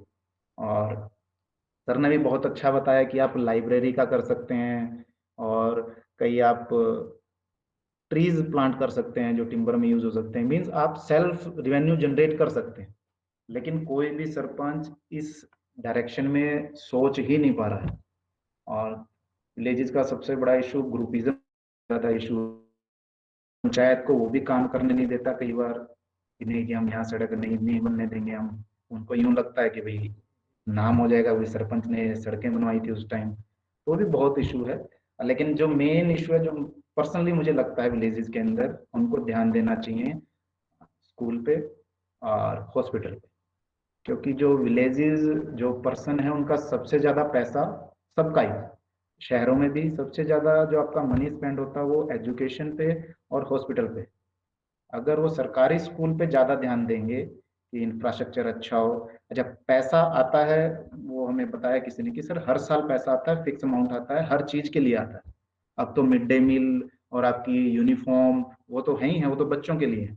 लेकिन स्कूल के लिए आता है, कई बार आता है। अभी कंप्यूटर लैब जब स्टार्टिंग हुआ था, एक बार आया था 5-7 साल पहले, तो इन चीजों के लिए आता है। लेकिन सरपंच भी क्यों उसमें इंटरेस्ट नहीं होता, क्योंकि उसके अंदर प्रिंसिपल के भी साइन होने हैं, सबके साइन होते हैं, तो थोड़े कम इंटरेस्टेड होते हैं इन चीजों में। कई बार प्रिंसिपल का इशू आ जाता है। तो ये कई फैक्टर्स हैं जिसपे उनको ध्यान देना चाहिए, हमें लगता है कि भाई जिससे अगर एजुकेशन गवर्नमेंट में होगी तो फीस कम है, तो फीस कम है तो आपके विलेजेस के जो पर्सन है जिनकी अर्निंग कैपेसिटी कम है थोड़ी, तो उन पे बर्डन कम हो जाएगा। सेम हमारे लिए भी है जो शहरों में भी रह रहे हैं, कि शहरों में भी गवर्नमेंट स्कूल का थोड़ा अगर रखें अच्छा एजुकेशन का। और एक कंसेप्ट था, एक हमारे अटेंडी ने ये भी रखा था कि सर ये कंपल्शन का इशू चला था कि जी आप कंपल्शन कर दीजिए कि सरकारी स्कूल में ही बच्चे पढ़े। सरकारी स्कूलों के फिर एक आंसरिंग आई थी कि सर फिर तो प्राइवेट खाली रह जाएंगे। तो ऐसा नहीं होगा जी, प्राइवेट खाली रह जाएंगे, प्राइवेट खाली नहीं रहेंगे, जनता बहुत है हमारी। तो हाँ, कंपटीशन और बढ़ जाएगा। अब गवर्नमेंट में कोई जाना ही नहीं चाहता। आप ये देखिए, साजिद अली जी आप पर्सनली मत लीजिएगा, लेकिन वैसे बता रहा हूं मैं कि कोई भी बच्चा ये नहीं कहना चाहता मैं सरकारी स्कूल में पढ़ता हूँ, लेकिन हर एक बंदा ये जरूर कहना चाहता है जी मैं गवर्नमेंट ऑफिसर हूँ। तो जो ये माइंड सेट भी है, थोड़ा हमें सबको ये चेंज करना है कि भाई मैं गवर्नमेंट स्कूल में नहीं पढ़ूंगा, लेकिन हाँ गवर्नमेंट जॉब, मुझे गवर्नमेंट जॉब ही चाहिए। या फिर जब आप बताते भी हैं सारे कोई भी, तो वो प्राउड थोड़ा फील करता है। ठीक है, हाँ कंपटीशन से गए हैं, लेकिन मेहनत प्राइवेट वाले भी उतना करते हैं। और दूसरा टीचर्स के साथ भी इश्यूज हैं जी कि कोई भी बात हो जी टीचर नहीं करते सरकारी स्कूल के स्पेशली। तो उनकी प्रॉब्लम्स भी हैं कि पॉपुलेशन जब कैलकुलेशन होगी सरकारी टीचर को लगा दो जी आप ड्यूटी पे, जब वैक्सीनेशन होगी सरकारी टीचर को लगा दो जी ड्यूटी पे, तो उनका ज्यादातर टाइम इन चीजों में ज्यादा लगता है, वो उनका इशू है। अच्छा, फिर इशू उनके साथ ये भी है जी, हर एक सबको पता है कि हर एक बंदा कोई इतना वो नहीं है कि भी वहां जाके अच्छे से पढ़ा रहा है, क्योंकि देखिए आपको पढ़ाने के लिए आपको रूम चाहिए और एक बोर्ड चाहिए। तो वो मोस्टली सरकारी स्कूलों में चीजें हैं। अब आप ये कहें कि जी बेंच नहीं है लेकिन आप उसके पीछे पड़े रहें जी जब तक बेंच नहीं आएंगे मैं पढ़ाऊंगा नहीं बच्चों को, तो वो सॉल्यूशन अप्रोच नहीं होगी जी। तो उनको भी थोड़ा ध्यान देना चाहिए, गवर्नमेंट दोनों तरफ से कमी पेशी तो रहती है जी, इस वजह से इशू ज्यादा चल रहा है एजुकेशन में। और इनमें सबसे बड़ा रोल जो है सरपंच और पंच वो प्ले कर सकते हैं, क्योंकि इशू ज्यादा आता है गांव के अंदर, क्योंकि उनके पास एक्सेस नहीं है प्राइवेट स्कूल का। शहरों में प्राइवेट स्कूल का एक्सेस है या प्राइवेट हॉस्पिटल्स का एक्सेस है, तो सरपंच और पंच इन चीजों पे थोड़ा ज्यादा ध्यान दें। उनको गवर्नमेंट ने पावर्स दी हैं, फाइनेंस दिया है कि आप यूटिलाइज करें इन चीजों को। और किसी एक रैंडी ने ये भी अच्छा कहा कि जी उनको वो सोचते हैं कि सिर्फ सड़कें बना दी, मनरेगा में कर दिया, दैट्स सफिशिएंट। और जनता भी यही सोचती है कि भाई हाँ इतना ही सफिशिएंट है इनके लिए, कि हाँ इतना ही काम होता है जी। उनका इतना काम नहीं होता, ये 0.1% काम। आपका जो मेन है, आपके स्कूल हैं, अवेयरनेस सबसे ज्यादा इंपॉर्टेंट है। ये आप अवेयर करें अपने गांव वालों को कि भाई आपके ये चीजें जो हैं, स्कीम्स हैं आपके लिए, ये आप ऐसे ऐसे पढ़ा सकते हैं। कुछ स्कूल के अंदर आपको और काम करवाने हैं तो आप स्कूल गांव वालों की हेल्प लें, आइडियाज लें उनके कि भाई हम कैसे इम्प्रूव कर सकते हैं। टीचर्स नहीं आ रहे हैं तो उनसे बात करें, ये नहीं कि जी आप हम कंप्लेंट कर देंगे, हर चीज पे कंप्लेंट कंप्लेंट से सॉल्यूशन अप्रोच नहीं होगी। आप बात करें भी आपको प्रॉब्लम्स क्या है, प्रिंसिपल है कोई भी हॉस्पिटल में भी, और गांव के भी जो इशू हैं वो भी बैठ के सॉल्व करें सारे। तो बहुत अच्छा है पंचायत का सिस्टम, लेकिन इम्प्लीमेंटेशन थोड़ा हो, और उसके लिए जरूरी है अवेयरनेस। तो हमारा है कि भाई अवेयर करें, सबसे ज्यादा अवेयरनेस होनी चाहिए। सरपंच बनने के बाद अवेयरनेस इतनी ज्यादा इम्पोर्टेंस नहीं होगी, क्योंकि वो 5 साल के लिए है, और जो बंदा सरपंच बनता है मोस्टली उसकी एज भी 32, 35 4 तक नियर अबाउट होती है उनकी, कई जगह यंग बन जाते हैं। अवेयर करें आप स्टार्टिंग से, जब आप बच्चे को अवेयर करते हैं तो उस टाइम से अवेयर करें। अदरवाइज क्या है, 32 तक आपका माइंड सेटअप बिल्ड हो चुका है, गांव की बातें सुन के या सबकी बातें सुन के कि जी हाँ सरपंच बनना है, पैसे कमाने हैं, घर बनाना है। और हम तो यही देखते आ रहे हैं जी, मैं जिस भी विलेज में जा रहा हूँ वो कहता जी हाँ सरपंच बना, और सरपंच बनते ही सबसे पहले घर बन गया जी उनका। पहले कच्चा था उनका, बड़ा शानदार 3 स्टोरी घर बन जाता। तो सबके माइंड में ये चीजें फिट होती हैं, तो अवेयर करें। बाकी जो बच्चे हैं वो तब से आप अवेयरनेस शुरू करें सबकी। हाँ, उसके बाद जब वो सरपंच बन जाता है, जब आती है सिर्फ ट्रेनिंग। ट्रेनिंग और अवेयरनेस में फर्क है। ट्रेनिंग में आपको होता है कि भाई उसको ट्रेन करना है, काम ऐसे ऐसे होगा। अवेयरनेस होती है कि भाई आप हर चीज के लिए अवेयर हैं, क्या अच्छा है क्या बुरा है, कैसे काम होते हैं। तो टाइम भी बहुत हो चुका है जी, और मैं त्रिपाठी सर का धन्यवाद करूंगा जिन्होंने इतना अच्छा प्रोग्राम ऑर्गेनाइज करवाया है। और उम्मीद करेंगे कि फ्यूचर के अंदर भी ऐसे प्रोग्राम होते रहें। तो thank you sir, thank you very much. Thank you Kamal sir, आपने बहुत ही सुंदर ढंग से चीज़ों को रखा है। और जैसे मैंने कहा, 2-3 बातें होती हैं। एक तो पैसा, फंड कहाँ से आएगा, और उस फंड को कैसे हम खर्च करेंगे, और उसके लिए हमको अधिकार क्या हैं, और उसकी व्यवस्था कैसे करनी है। तो जैसे मैंने शुरू में ही कहा था, फाइनेंस कमीशन जो 15वां फाइनेंस कमीशन है, उसने 2,80,000 करोड़ पंचायतों के लिए दिए हैं। और अगर हम देखें पूरे भारत में 2,50,000 पंचायतें हैं। तो फाइनेंस कमीशन का जो ये पैसा है, लगभग लगभग 1,10,00,000 1,10,00,000 रुपया हर पंचायत को 15वें फाइनेंस कमीशन के रिकमेंडेशन के हिसाब से मिलना है। और अगर 2021-22 के बजट की बात करें, जो पंचायत राज मिनिस्ट्री का बजट है, पंचायतों के लिए वो 913 करोड़ रुपया उन्होंने एलोकेट किया है एक साल के लिए। इसका मतलब ये है 2.5 लाख पंचायतों को देखें तो एवरेज करीब 40,000 रुपया हर पंचायत को पंचायती राज मिनिस्ट्री के बजट से जा रहा है। और ये सिर्फ एक सोर्स है और बड़े सारे सोर्सेस से उनको पैसे दिए जाते हैं। तो पैसा तो जितने संसाधन हमको मिलते हैं वो हम उपयोग करें, अच्छे से उपयोग करें और बहुत ही कंजूसी से उपयोग करें तो गांव में बहुत सारा काम हो सकता है। और आप देखिए, जैसे ये कंसर्न तो है 5 साल में हमको बदल जाना है, लेकिन बदल के आप गांव छोड़ के नहीं जाएंगे ना। वो प्रधानमंत्री या मुख्यमंत्री की तरह ये नहीं है पंचायत की व्यवस्था कि प्रधानमंत्री अभी नरेंद्र मोदी जी दिल्ली में हैं और जब नहीं रहेंगे तो वो गुजरात चले जाएंगे या और कहीं चले जाएंगे। पंचायत का जो बंदा है वो पंचायत में नहीं भी रहेगा, एग्जीक्यूटिव में नहीं भी रहेगा, तब भी उसी गांव में रहना है। तो वो जो सुविधाएं पैदा करेगा, वो सुविधाएं जो जनरेट करेगा, उसको एंजॉय करेगा ही। तो हमको इस स्पिरिट से शायद पंचायतों को एम्पावर करना है। और अवेयरनेस, जैसे आपने कहा कि अवेयरनेस, जनरल अवेयरनेस जो हमारा जैसे ये प्रोग्राम है, एक जनरल अवेयरनेस क्रिएट करने का एक पार्ट है। ट्रेनिंग की बात आपने जो कही, वास्तव में डीसी लेवल पे ये होता है कि जब नए प्रतिनिधि चुने जाते हैं तो एक ट्रेनिंग प्रोग्राम करते हैं।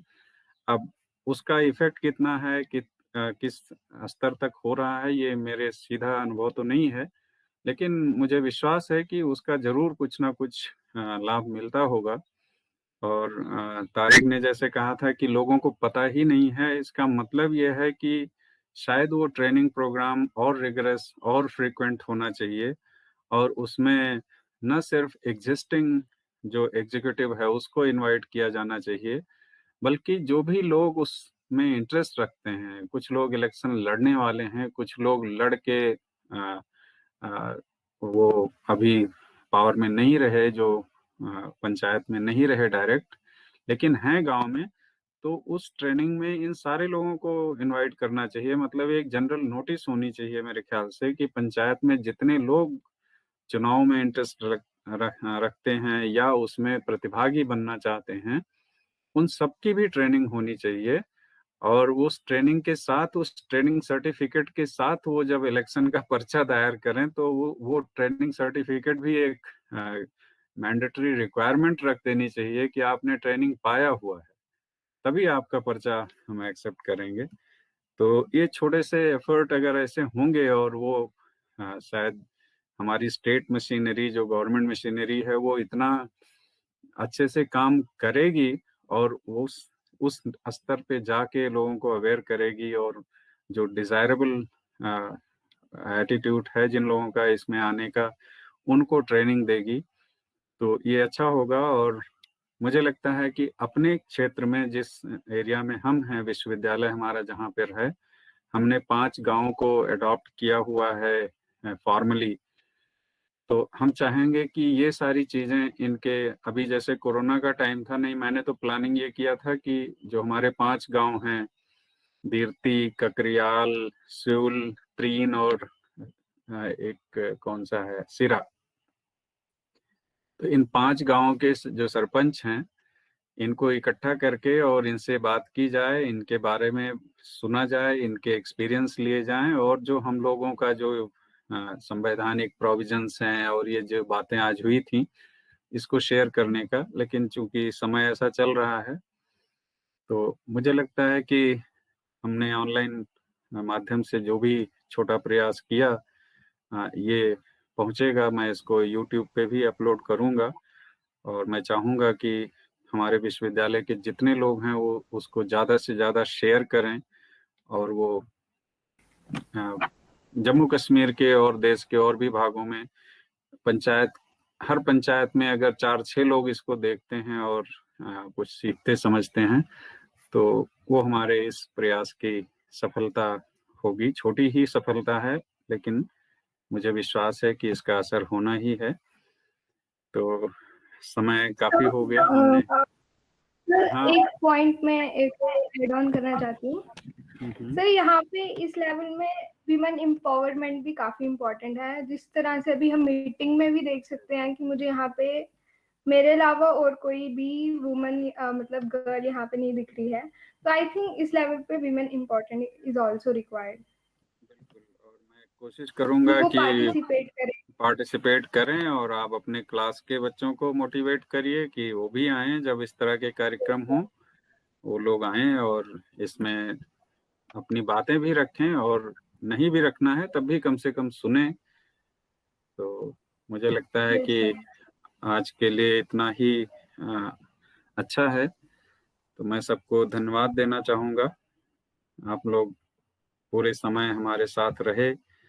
हमने शुरू किया था लेट, लेकिन लेट ख़त्म भी कर रहे हैं, तो जो 2 घंटे का संकल्प था वो इसके साथ पूरा हुआ। तो जितने वक्ता थे मैं उन सबका धन्यवाद करूँगा, और जो हमारे बीच में अपनी बातों को साझा किए, जिन लोगों ने अपनी बातें सुना, हम लोगों की बातें सुना, मैं सबका धन्यवाद करना चाहूँगा। और इसी के साथ आज इस कार्यक्रम को यहीं रोकते हैं और इसके आगे ये चर्चा चलती रहेगी। आप सबका बहुत बहुत आभार।